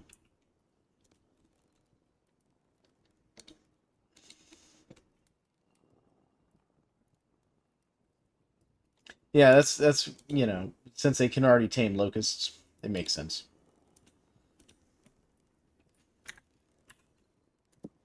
Yeah, all right. Grab my lantern just in case it gets dark out there for some reason, even though it's morning. Eat some bread for breakfast. Let's go cut down some more firewood.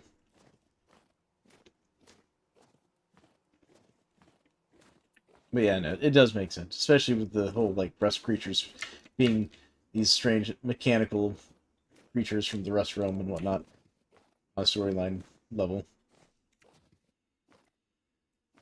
I think it would be cool to let us build them though as well, if we got the right tech as like some sort of late game Jonas tech or something.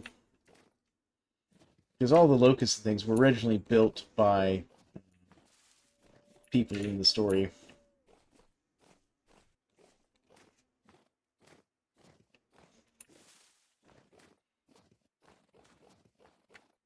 Can you imagine having a saw blade locust going and, you know, cutting down trees for you?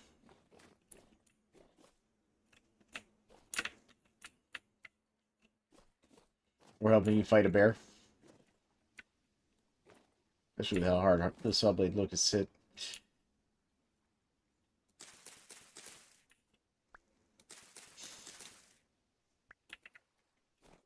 Here. All right.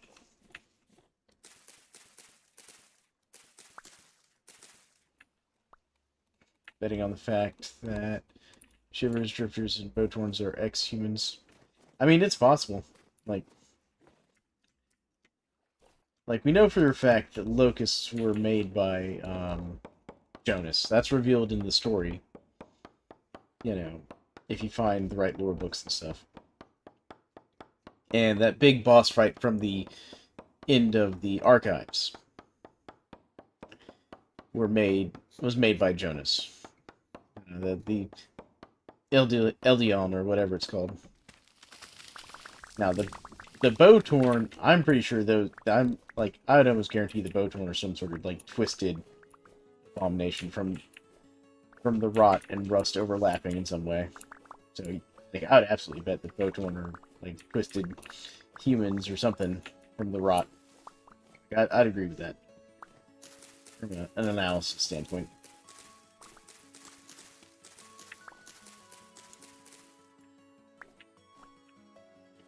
This. I don't need this.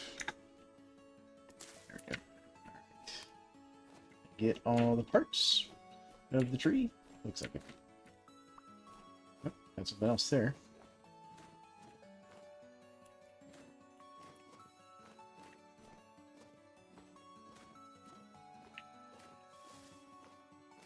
Yeah, there's all kinds of possibilities. And that's one of the great things about this lore, is there's so much lore to learn. Goodness. Little very confused looking snow wolf thingy. Bad wolf. Bad. This is why you should always wear your armor, folks. Like when I'm wandering around the base, this is why I always wear my tailored gambeson. Tailored gambeson is ridiculous. Let's see here.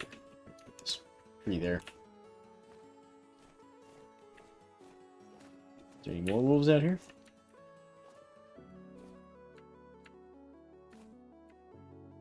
Any more wolves? More untamed doggos that wish to be aggressive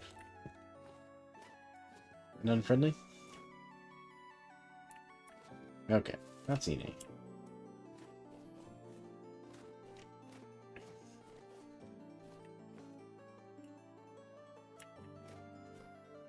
Something over here.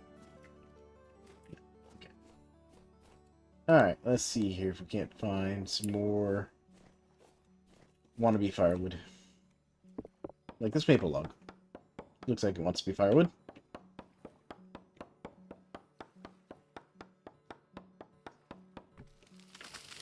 Yeah, like it makes sense for the Boathorn to me. Because the shape is too... it's too humanoid. I agree with that. There's a wolf over this way somewhere. You know what? I'm gonna go hunt that wolf just because it could become a problem later.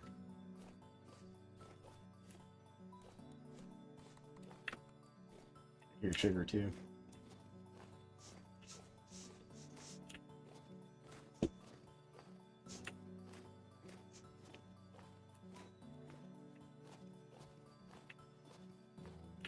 Where are you, wolf? I heard you.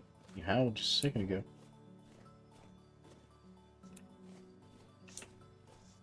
Give me another howl or something.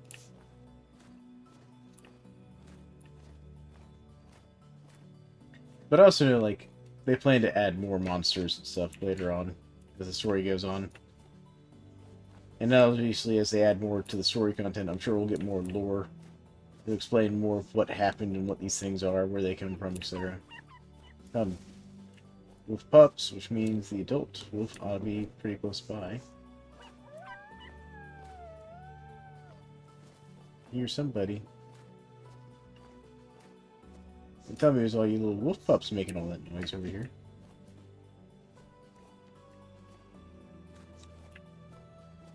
It's just wolf pups. If it was just pups, I'm not going to bother them. Alright. Let's head back with our load, because we got more stuff than I can carry. Except for humanoid tapestry. I saw something there. I think everyone could guess that Jonas or someone named Jonas had a part in making the machinery, since every mechanical part is Jonas. Oh yeah, I'm not worried about saying Jonas. You should get the zoom in mod. It lets you zoom in. Yes. So when I'm playing on my multiplayer server, when I'm playing on my Snowball Earths playthrough, I do use mods. This is my vanilla playthrough, which is intentionally mod-free to play through the storyline at least once without any mods. So that's why I'm doing that Insider, or Inside Minecraft Official. That's why. But I do love the Zoom mod. Zoom mod is fantastic. It's become one of my go-tos.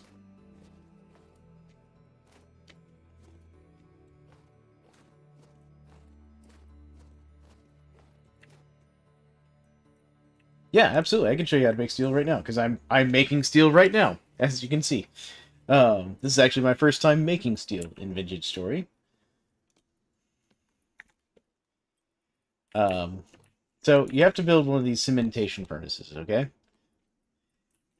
And the way you get to see how you build the cementation furnace is you have to build one of these stone coffins, which I'll show you how to build that here. So I built mine out of andesite. But you can go into here and do stone. Yeah, let's see here. Come on, where is it? Stone coffin. Yeah, I can show you. All right, let's do this. Type in coffin instead.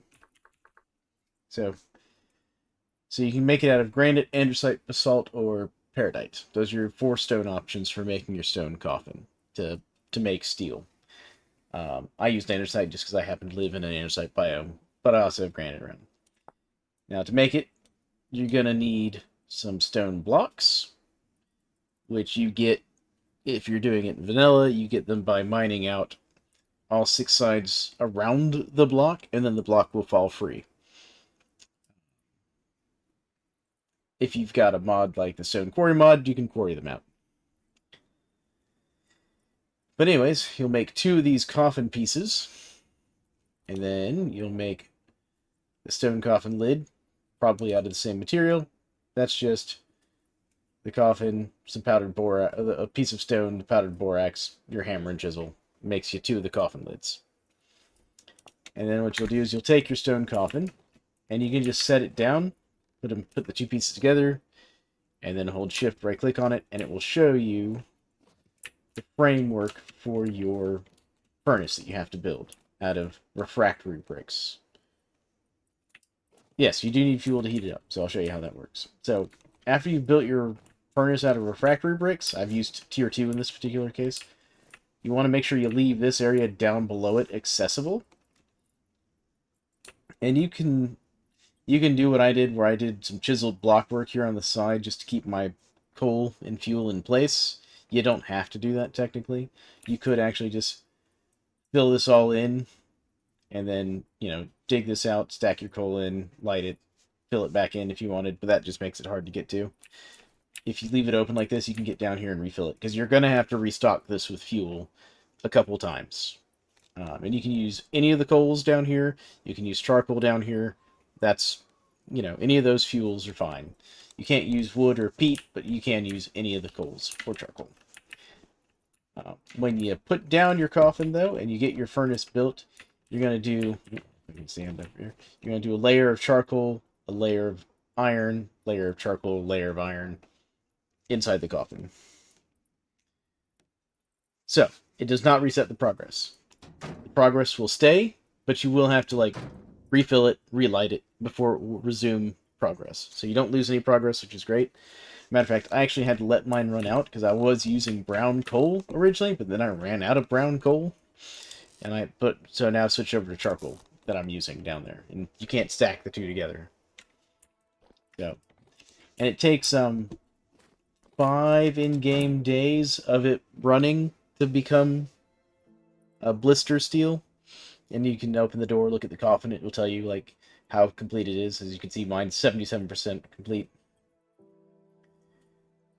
So to make the steel, you take your iron ingots and make steel.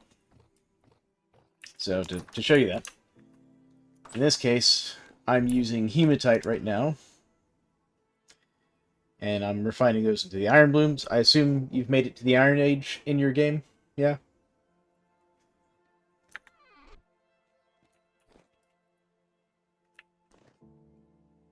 Oh, yeah, okay. So then you'll just take your iron ingots, see these nice iron ingots? This is all I've got left of my iron ingots. The rest of it's in there becoming steel right now. And then my iron blooms I have stored in this chest that I just haven't refined yet.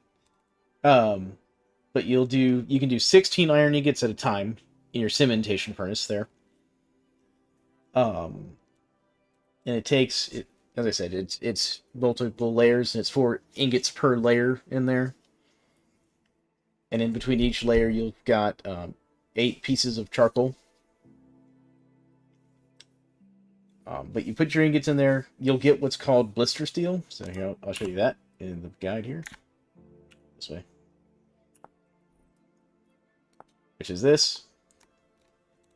And then you have to refine that into steel ingot after it's become blister steel. So you'll pull it out of that furnace up there, and it'll be blister steel. And then you'll put it on your anvil, and with your hammer, you'll refine it into actual steel. Just like you do the iron blooms into iron ingots, basically.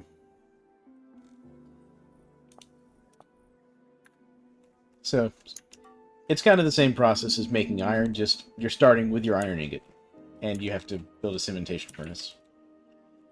Have you made the refractory bricks yet? Or do you need to see how to do that? Because I can show you how to do that, too. Nope. Okay. So, since you've got steel, you've got fire clay. So you're going to get your fire clay. So, get your fire clay. Let me clean up my inventory a little bit here. Grab that. Put these in here. No, I don't have enough lime water in there. Okay, well, I'll just take that there for a second. Sorry, having to do a little bit of inventory management really quick. There we go.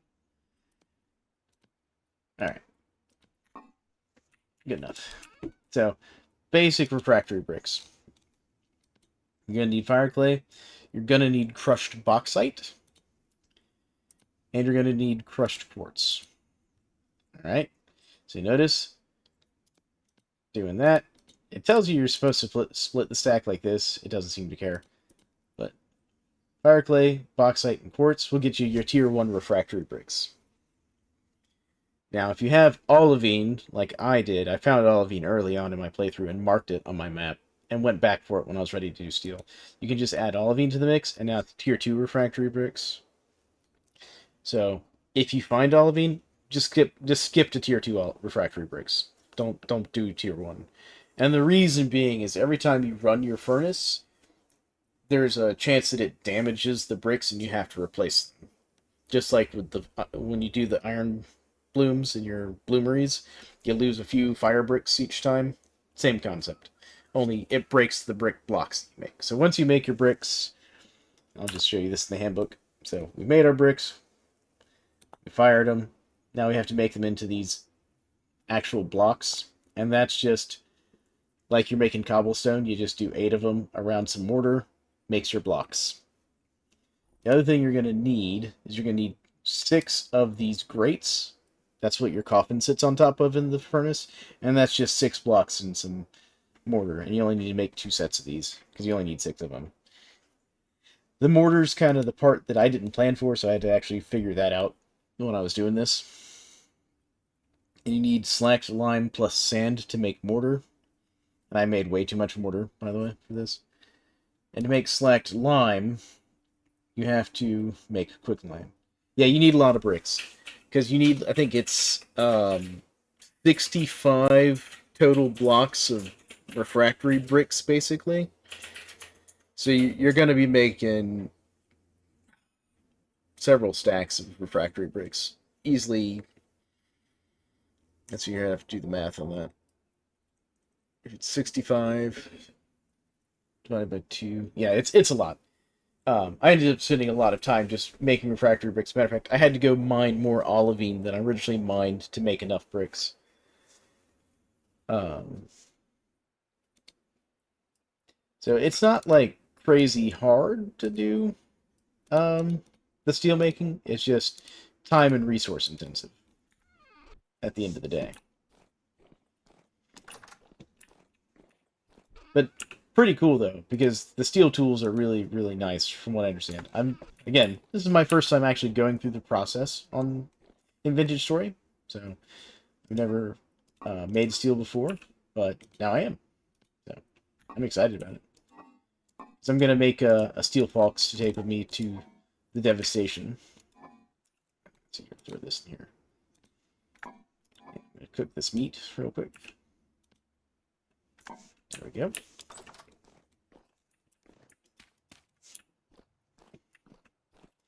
I'm just doing some cooking while we're sitting here. Oh, this ran out of fuel.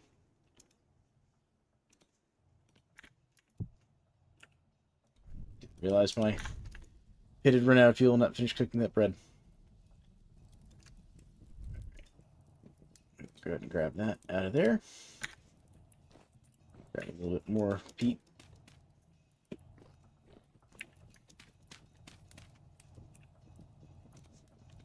So, yeah, if you ever have questions about the steel making process, you can always feel free to reach out and ask. But it's also all in the handbook. That's how I figured it out. Like, I saw one other player, they did a little video about it. I saw their video. But for the most part, I just kind of figured it out from reading the handbook. Getting which box these bones are being stored in. Yeah, and then there's General Efficiency over there who's just obsessed with steel.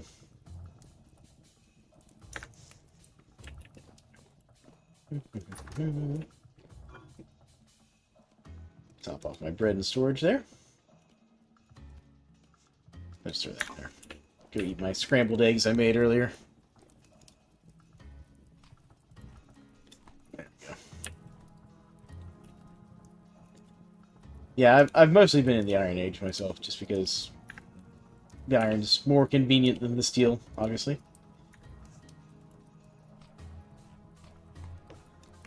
So, to find translocators, will they spawn under ruins? And if they do, will it be under bony soil like the basements? That is possible, but that's not normally where I've seen them. Most of the times I see translocators, it's when you find the deep underground ruins. They're like in caves and stuff. So if you're ever wandering through an area, and it's fairly temporally unstable there, start checking the cave systems in that area and look for ruins in those caves. That's where I tend to find translocators. Just personal experience. But yeah, I've never seen them on the surface.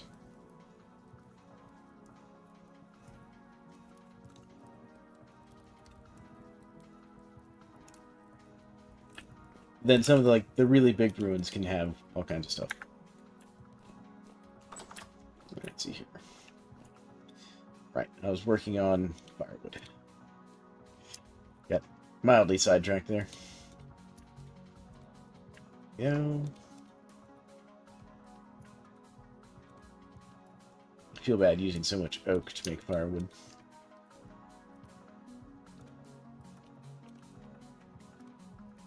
Leave that one. Take that one. That one. Go.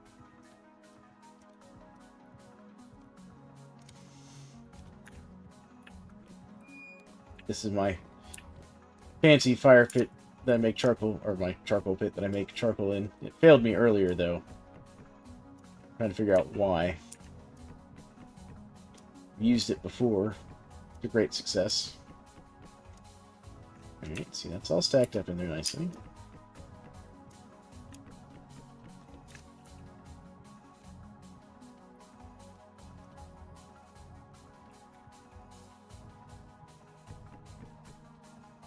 Yep, that one's full. I'm thinking what I did is I failed to fill one of these stacks. That's my guess as to what happened.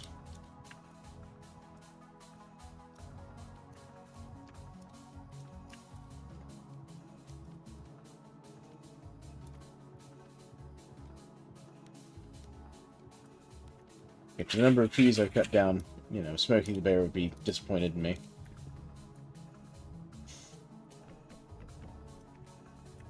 Yeah.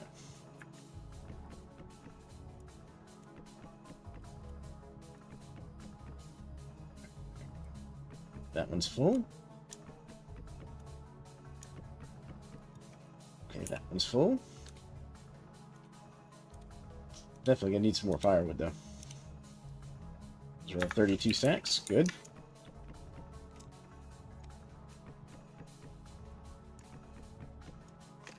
Okay, good. Alright. Let's go take this stack over here.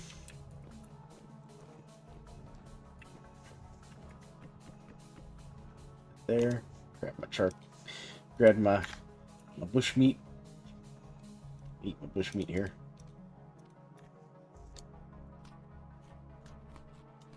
There we go. Anything left in there? Now, what I could do is take some of this. I'll top off my charcoal reserves a little bit. So I don't need that much for baking.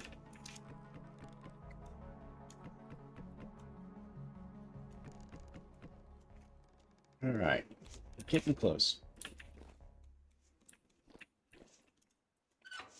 Close that up for now.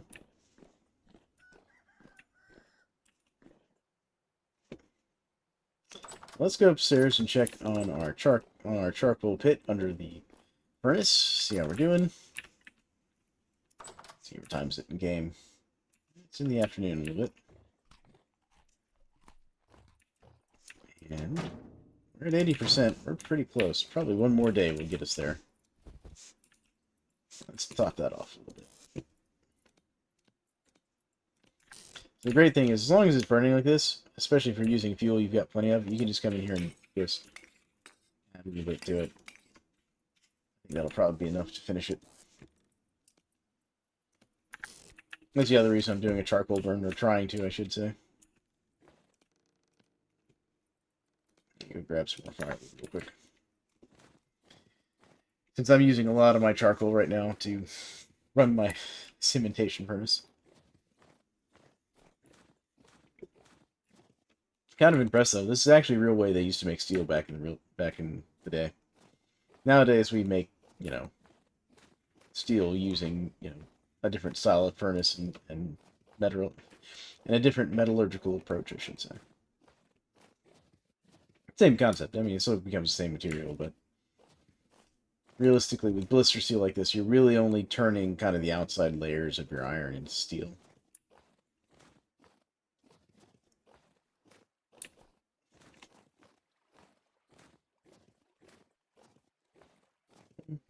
Just gonna cut down this tree here. I know this is a mushroom tree. I don't want to cut that one down. That one grows mushrooms occasionally. Cut this one down.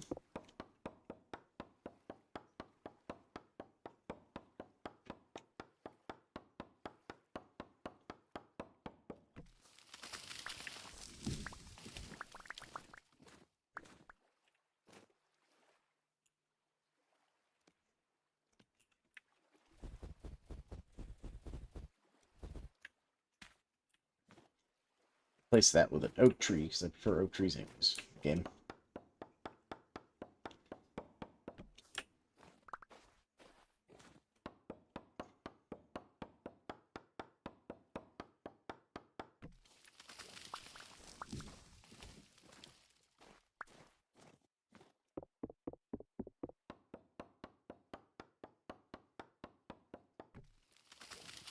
Alright.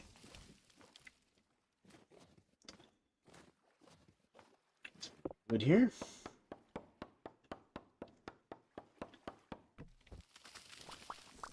Yeah. Can't wait to have my steel folks. Get all my wood. With some parts here. Keep finding like sticks and things I picked up that are missing. Yep. Let's plant another tree. There's some there. Alright. Plant one there. Got one there. Is that one? So let's plant another one there.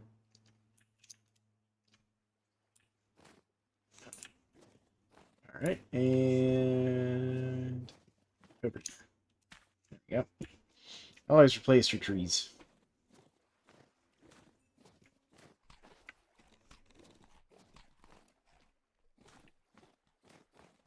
Let's get this one. I keep trying to cut that one down. It's one of my mushroom trees. Being high during a temporal storm is probably crazy. Yeah, probably. Wouldn't recommend it.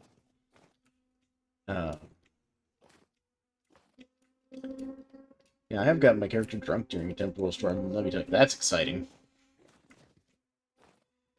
Your character drinks like 3 or 4 bottles of wine in the middle of a temporal storm. Good times.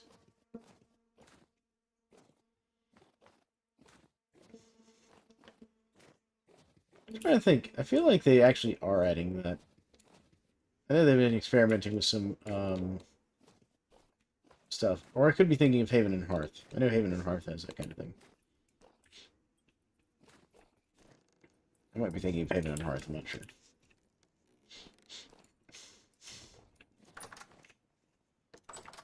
Double check that. See, now I'm going to have to read through the patch notes again of stuff that they've been experimenting with. Alright. Get some more firewood going. Yeah, they have just... Okay. Alright, so I wasn't crazy then. Good. Thank you.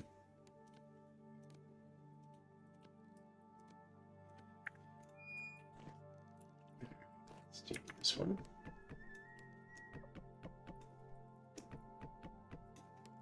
There we go. That's nice and full. Okay. Good. Good. Alright. Kind of late in the evening for our character. I think we'll put our character to bed here. See what that looks like in the morning, as far as the steel goes. What I'm really excited about is some of the playtesting some of the concept testing they've been doing with the blacksmithing stuff. Because I already like the blacksmithing system in this game. Very much love it. But they've been looking at adding like a bellows to the forge and a new forge model. It looks really cool. You know, I'm super excited about it. Other people are like, yeah, I don't know if I want to deal with a quenching system and stuff. And I'm like, I do. I like quenching systems. Yeah. So, that's one of the things I'm excited about. Alright, let's go see how this looks up here. I love the look of that just red glow coming out from under the furnace there. Just fantastic. Alright, how we doing? Yeah, we've got a little bit of charcoal left down here. Alright, and how's our furnace doing up here? 88% done. Yeah, no, that quenching system's going to be good, because I know they're talking about doing like a quality quenching system, so the better your quenching temperature is, as far as like actual quenching temperature should be on a piece of metal, or a piece of iron specifically, usually, the better quality tool you'll get within a certain range, basically. Just like, you know, yes, let's do this, because that's a real thing in real life. There's certain temperatures you want to quench different items at for different purposes. In case you didn't know that. Like, for a knife, you actually want a little harder quench than you want for something like a chisel. You know, all kinds of interesting like tidbits like that on the tools. What time is it in the game? It's 5 a.m. Mark out this game. Alright, let's go across my bridge here. Medium activity out too. Get some more, you know, firewood. But yeah, no, I'm super excited about the quenching system. I've heard some people are like, oh, don't add that kind of quality system to the game. I'm like, no, please. Please do. Like, let me try to make a perfectly quenched, you know, sword, or a perfectly quenched hammer, or a perfectly quenched chisel, or knife, or...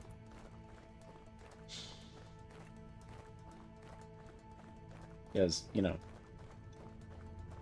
that was one of those things that I spent a lot of time learning about in real life, since I was a real-world blacksmith for a while. And reading about it, and studying, okay, this is what temperature you want this at, you know. Unfortunately, you know, a lot of that information has escaped me at this point, because, you know, you don't do it for a while. One of those things, you kind of lose it if you're not using it. Still have the books around here somewhere, though. Flax sitting over here? No, it's not harvestable yet. I mean, it's not fully grown flax yet. Alright. It's all pine trees, isn't it? Yeah, it's all pine trees. A lot of these trees have resin on them, too, so I don't want to cut them down.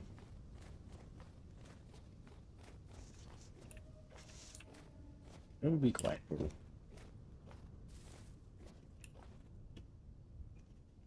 Let's get this one down.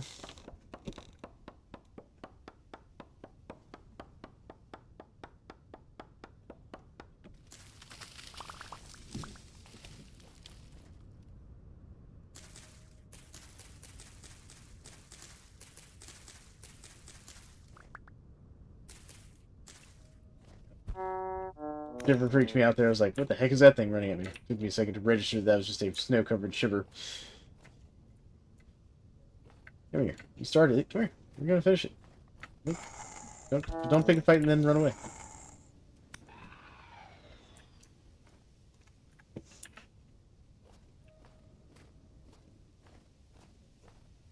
That's Botorn. Come here, Botorn.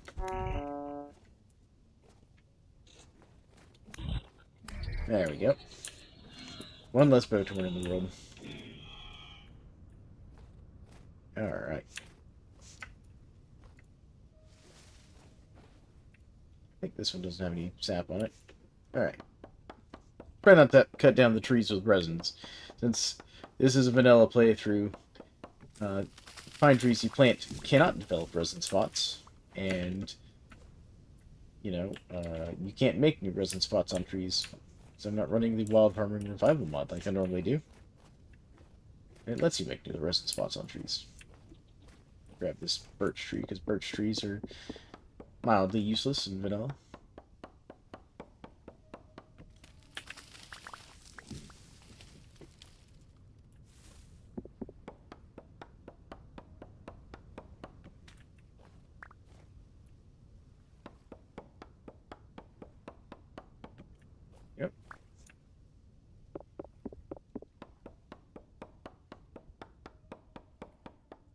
Oh, this is actually a resin log. Hold on. Sitting here about to cut down this log. That's actually, I'm sitting there like, why is it telling me to harvest this by right-clicking? You don't harvest pine trees. You do if there's resin on them.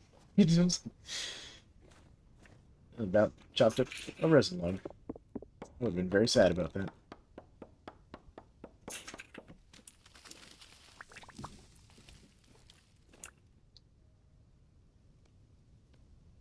Alright, let's do this.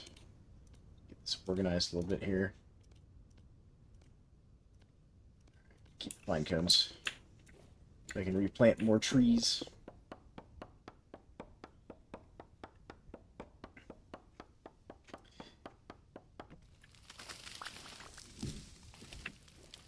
Alright.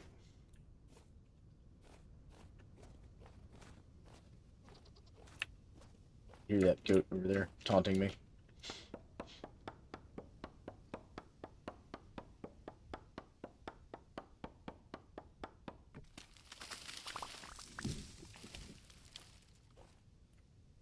Alright. Okay, that one doesn't have any resin on it. Get up there to collect the rest of my wood.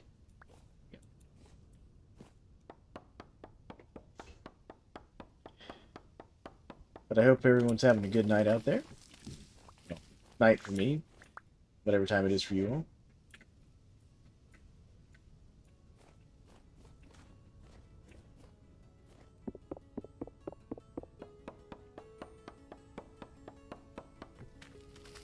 Oh. Anything interesting going on the server there, General Efficiency? I assume you're on the server right now.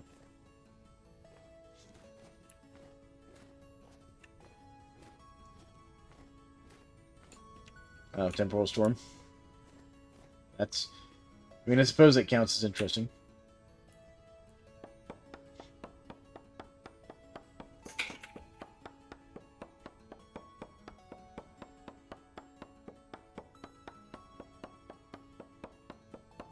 You should get yourself one of those, Blackguard swords, the, short swords, or whatever they're called. So you can stab out through small gaps and kill, you know, drifters and things during temporal storms.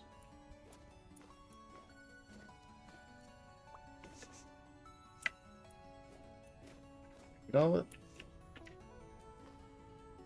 That should be enough wood to hopefully finish up my charcoal burn.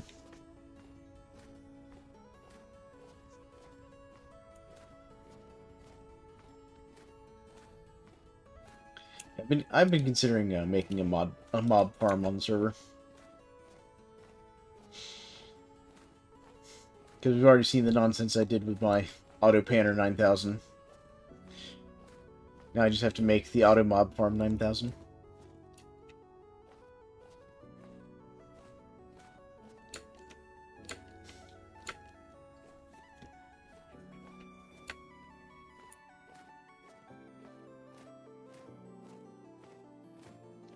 Might repurpose my downstairs area. I've been building an underground farm in the server into one, because it gets just mildly too warm down there for my underground farm.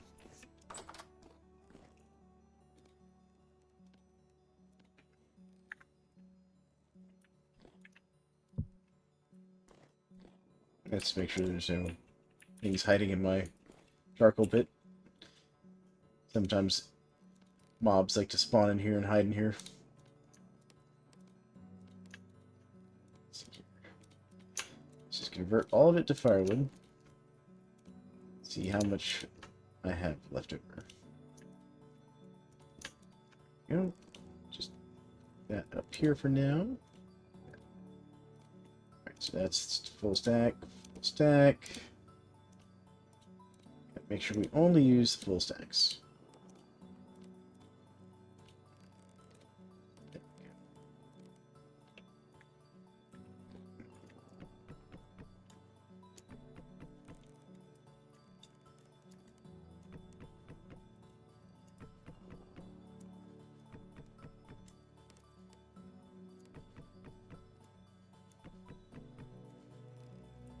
Alright. We're getting there. We're getting there.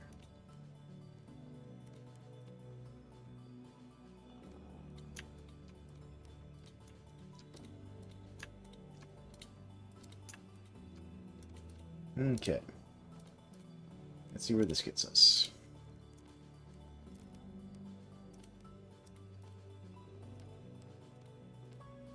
Okay, 32s across the board. Good, good, good. Okay, so we need 3 stacks right here.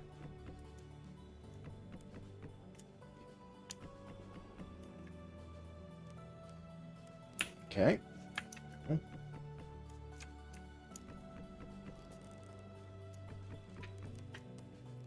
So, we're gonna need a bit more. We're getting there.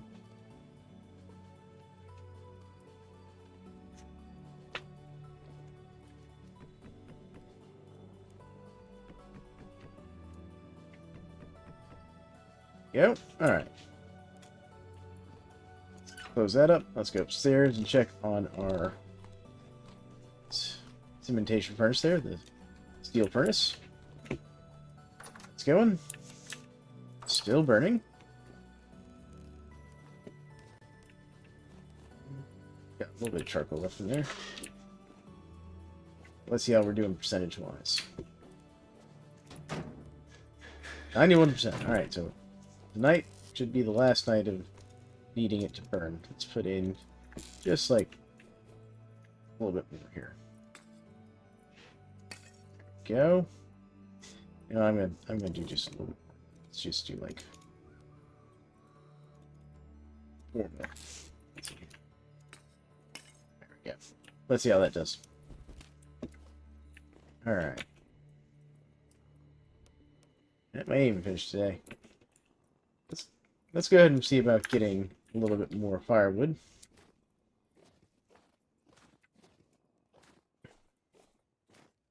Go back to this horse back here.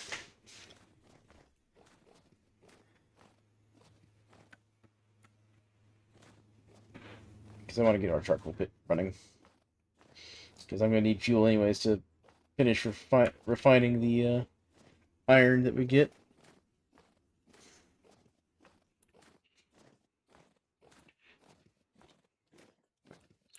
We got a heavy temporal storm coming in. That's fun.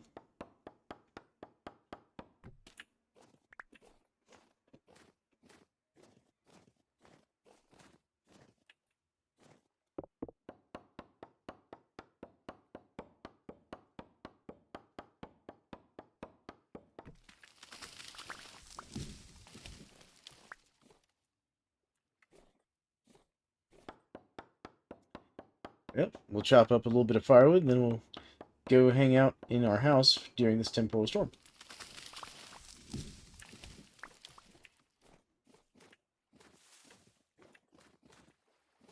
As long as I don't get mauled by like a bear or something while I'm out and about.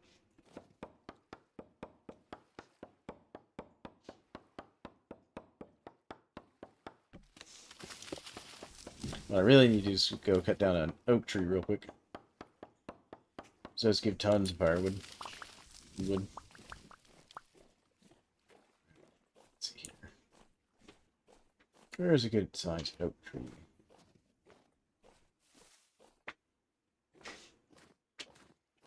Hello, Melon. What's up? Oh, here. My wife is absconding with my space heater while it's filled up. Where we're at right now.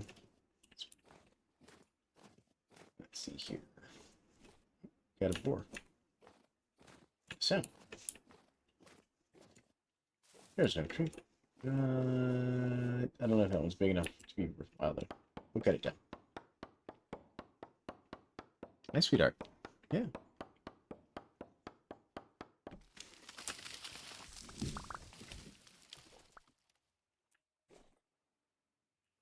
Shayna.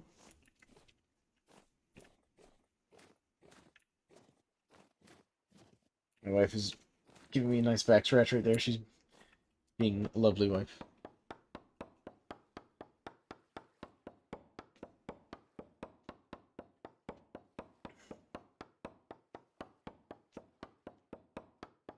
Alright, come on. Oak tree. There we go. Got it. And that should be more than enough wood to finish our charcoal burn, I think.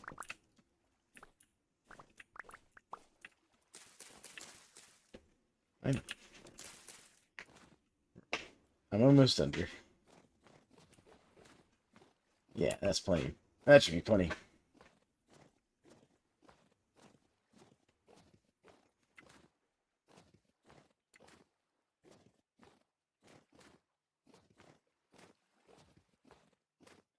Alright, folks, we're going to get back. We're going to set up our charcoal burn.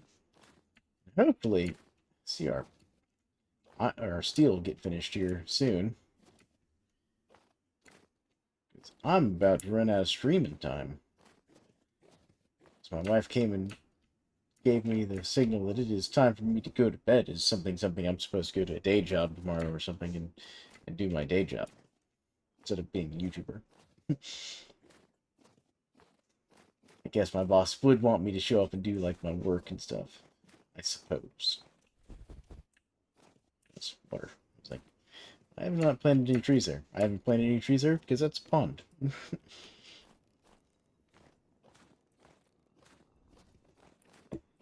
Alright. How's this looking? How's this looking? 93% done on our steel. Alright. I'm gonna go get some stuff out of my inventory real quick. Then we're gonna finish loading up our charcoal pit. Yep. This piece of bread I've been carrying around. Put away resin. Alright. Yeah, let's go load up this charcoal pit and see if we can't get a successful charcoal burn this time. Go. I'm just going to convert all of this into firewood. Really quick here. One more. Let's see if that's enough.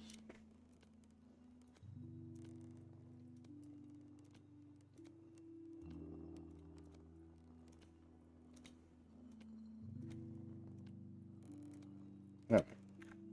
Let's see if that's enough. Alright. These are both full stacks, so let's fill this stack up. That should be a full stack. Check. We'll check those. Deep split shivers. Have some monkey hitboxes. Oh yeah, no, like I saw my first two-headed drifter the other night, by the way. Those things are weird too.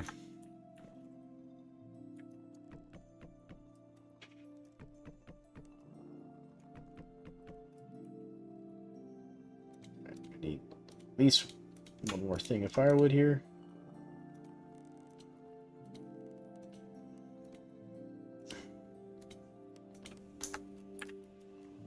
So that's full. Let's make sure that goes in. Yeah, it says it does.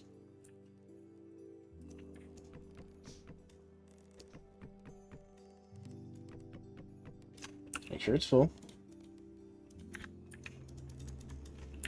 So let's close that up. There we go. Let's grab our not a stone. Grass. Okay, attempt number 2 on running the charcoal pit. Alright, set. There. Fire pit, yeah. 1, 2, 3, 4. It says charcoal pit. Okay.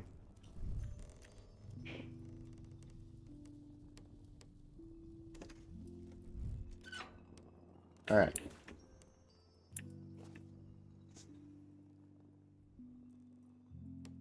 Let's give it a few seconds.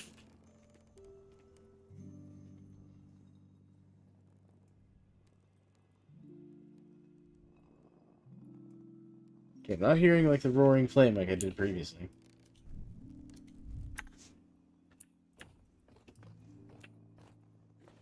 Gonna add a little bit more charcoal to this here furnace. I want to make sure it stays lit here. Okay.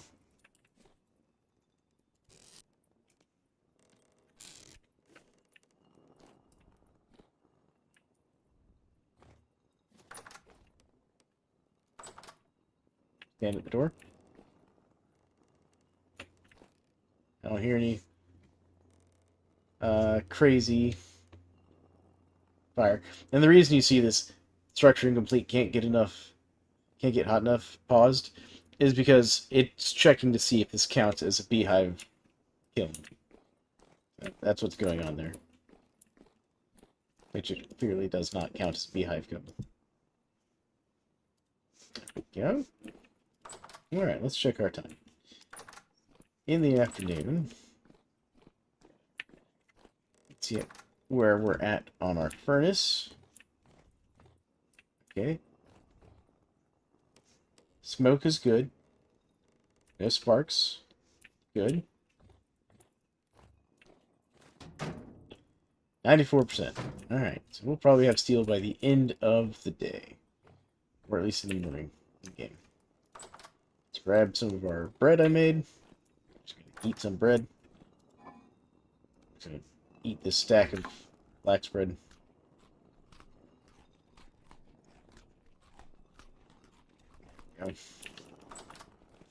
And then let's just, you know what? Let's just sleep through the night. We're going to bed early. It's fine. Mostly because I want to see if the steel finishes. I want the steel to finish. I want the steel.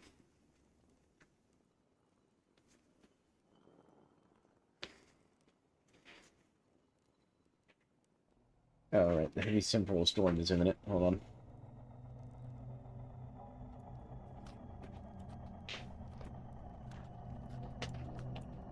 Grab my lantern out.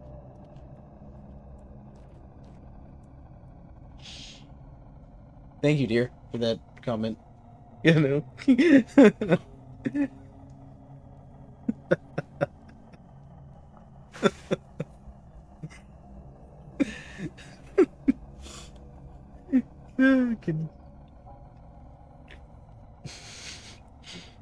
It's alright, I think it's only general efficiency here hanging out with us, so I think you're fine.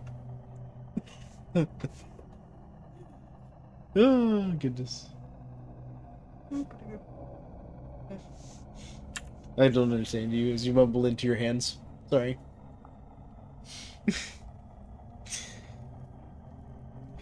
You're gonna have to speak up louder for chat to hear. And, you know. No? Okay. I'm always too embarrassed about whatever she just did to talk to you all. That drifter wants to come in here with us. You see that? Look at this. Look at all this wonky stuff going on outside. Don't see Dave out, but it's also nighttime, so that makes it really hard to see the really interesting things out here.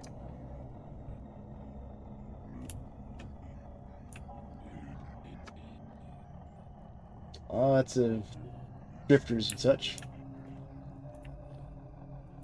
And unfortunately, I foolishly do not give myself the option to sleep through temporal storms when doing this playthrough. And this is a heavy one, too.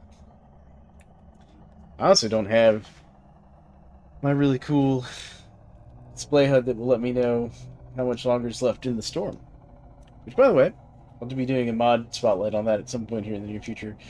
It's a HUD mod that adds some extra like information just on your HUD. And one of the things you can get it to add is a why are you in here with me? Is it gives you a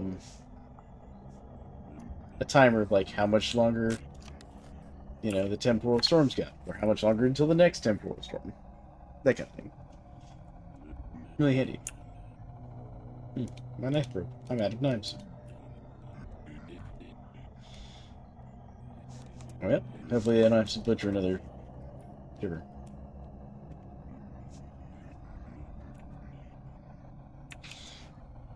Alright.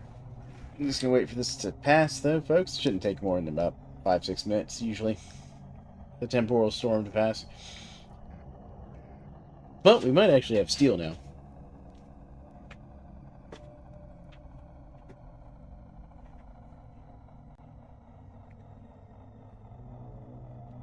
Fortunately, I'm not going to go out there and check, though. Eat my flax bread. Could use some more food.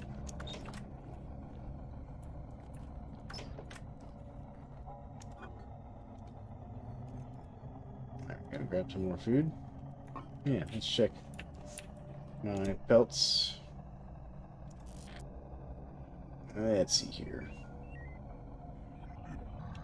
Right, I need another knife. That's what I'm learning here.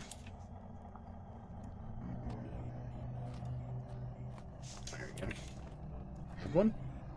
Now my extra knife's out at the boat. That's right. That's unfortunate.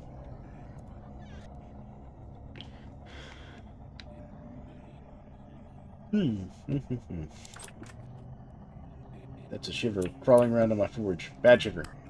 That's nightmare sugar. I'm not really geared up to fight a nightmare shiver right now. Can you stop that? Oof.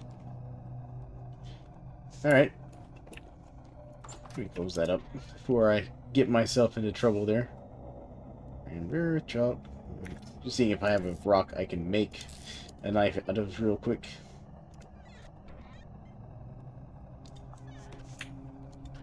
I have something I can make a knife out of. What am I doing? I have flint in my... Well, I had flint in my inventory. Well, what we can do is we'll grab a bone real quick. And... flint. Let's see here. Let's make a knife. Oh yeah, this is difficult. Alright.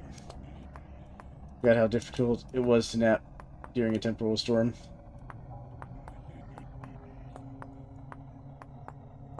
There we go.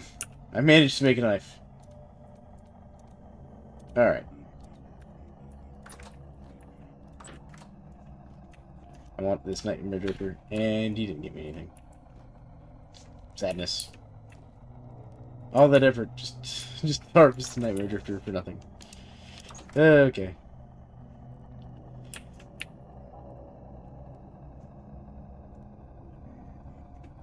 You got your Blackguard eaten by a deep split shiver. All I got was a t-shirt and one temp gear. Yeah, amazing. Amazing their general efficiency. Come on, temporal storm. I just want to go check my steel. Come on.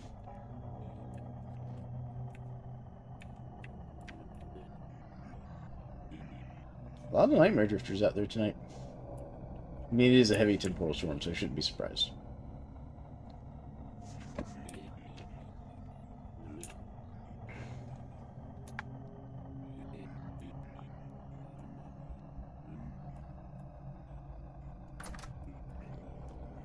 Oh, oh, oh.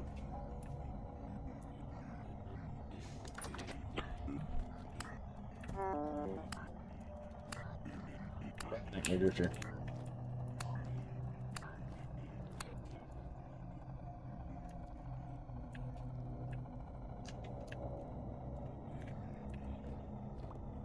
We got some flax. I mean, I'll take flax. Flax is not a bad thing to have.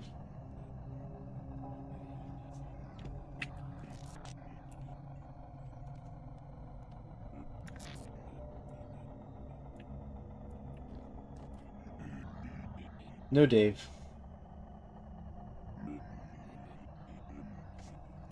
At least not that I can see from this angle.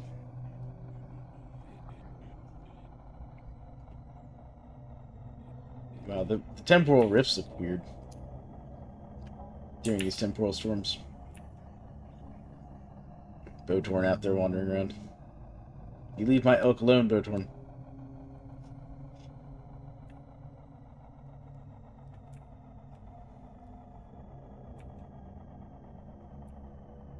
You know what? I have a solution to the temporal storm. Where is it?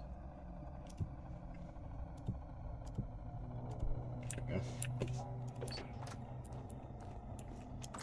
This will make us feel better.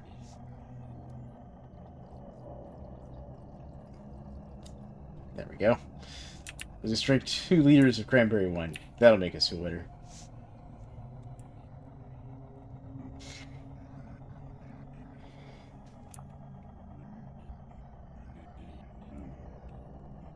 Oh good, it's finally, it's waning.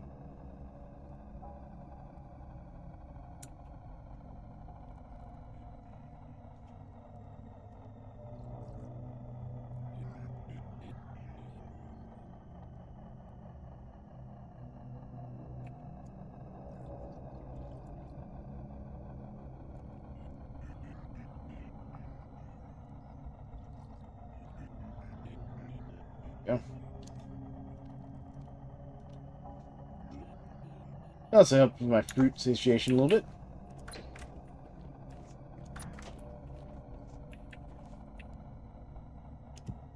See if I can get them back on the shelf. We did. There we go.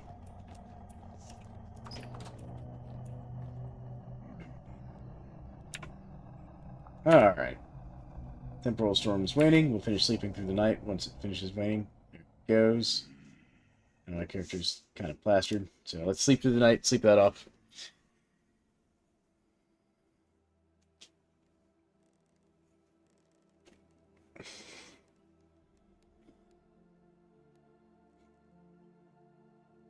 Sadly, it doesn't really restore your temporal stability when you sleep through the night, though.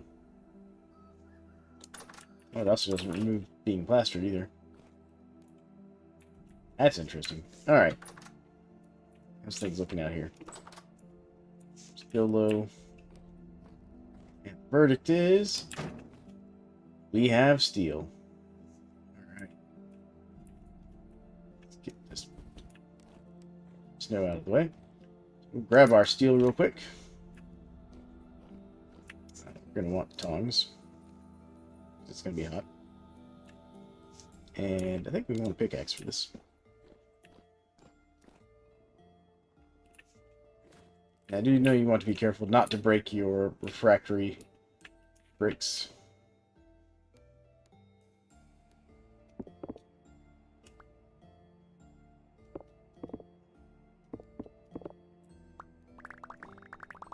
Oh, we got some of the charcoal back. Isn't that nice? Alright. So these are all good. Actually, it looks like all of my bricks survived. Amazingly.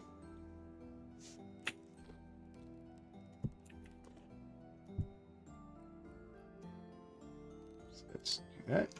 2 tiles are damaged. Okay, so apparently we have 2 damaged tiles somewhere. Here's one of my... there's one there. There's the other one.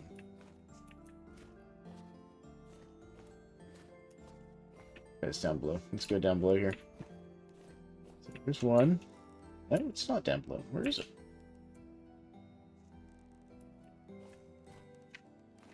Okay.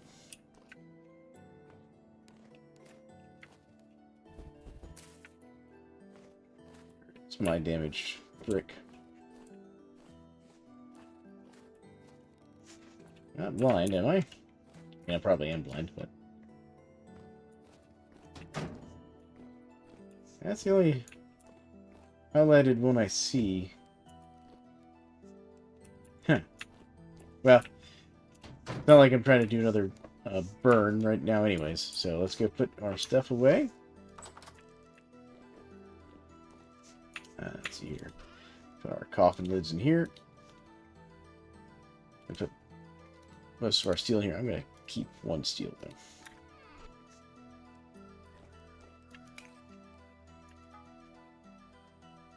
Actually, I'll do 2 charcoal. There we go. Let me grab a hammer real quick. We're just gonna refine 1 sealing bit. Just so we can say we've made steel, finally. There we go. Get this thing up to temperature.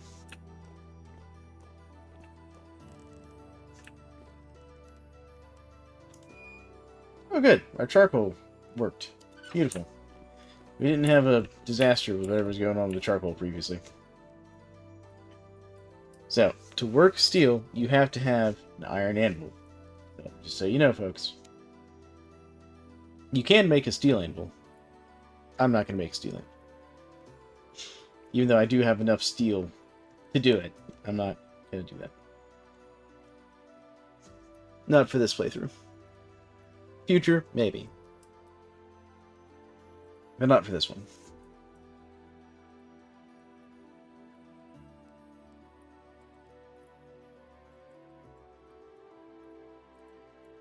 Alright, once it's up to temperature...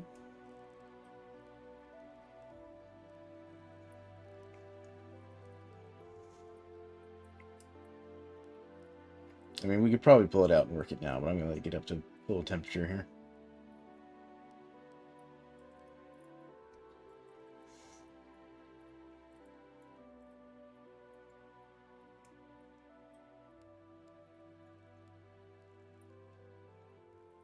Alright, and there. Cool. Alright, so we need to snip off these bits.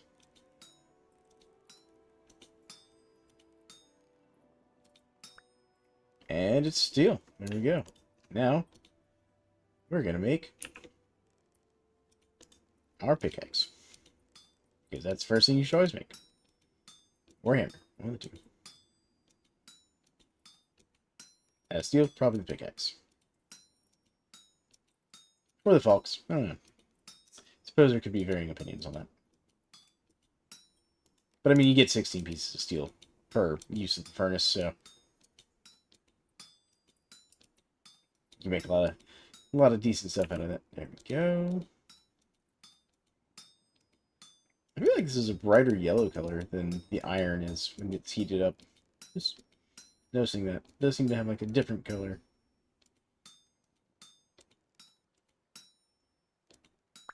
There we go. And a steel pickaxe with 2500 durability. Look at that. So to compare, if we go with our meteoric iron at only 1300. So that's a lot extra durability there. And our regular iron pickaxe with a normal maximum of 1000. There we go, folks. We successfully made steel. So I'm going to call this episode, or this stream there. I do have to go to work in the morning for my day job. I want to thank everybody for hanging out with me and watching and asking questions. Now, see you all in the next stream. We'll probably be back in my Snowball Earth, or maybe I'll bring something else. I'm not sure yet. I haven't decided yet what my next stream is going to be. But again, thank you all for watching, and I hope we catch you all in the next one. You all have a great one.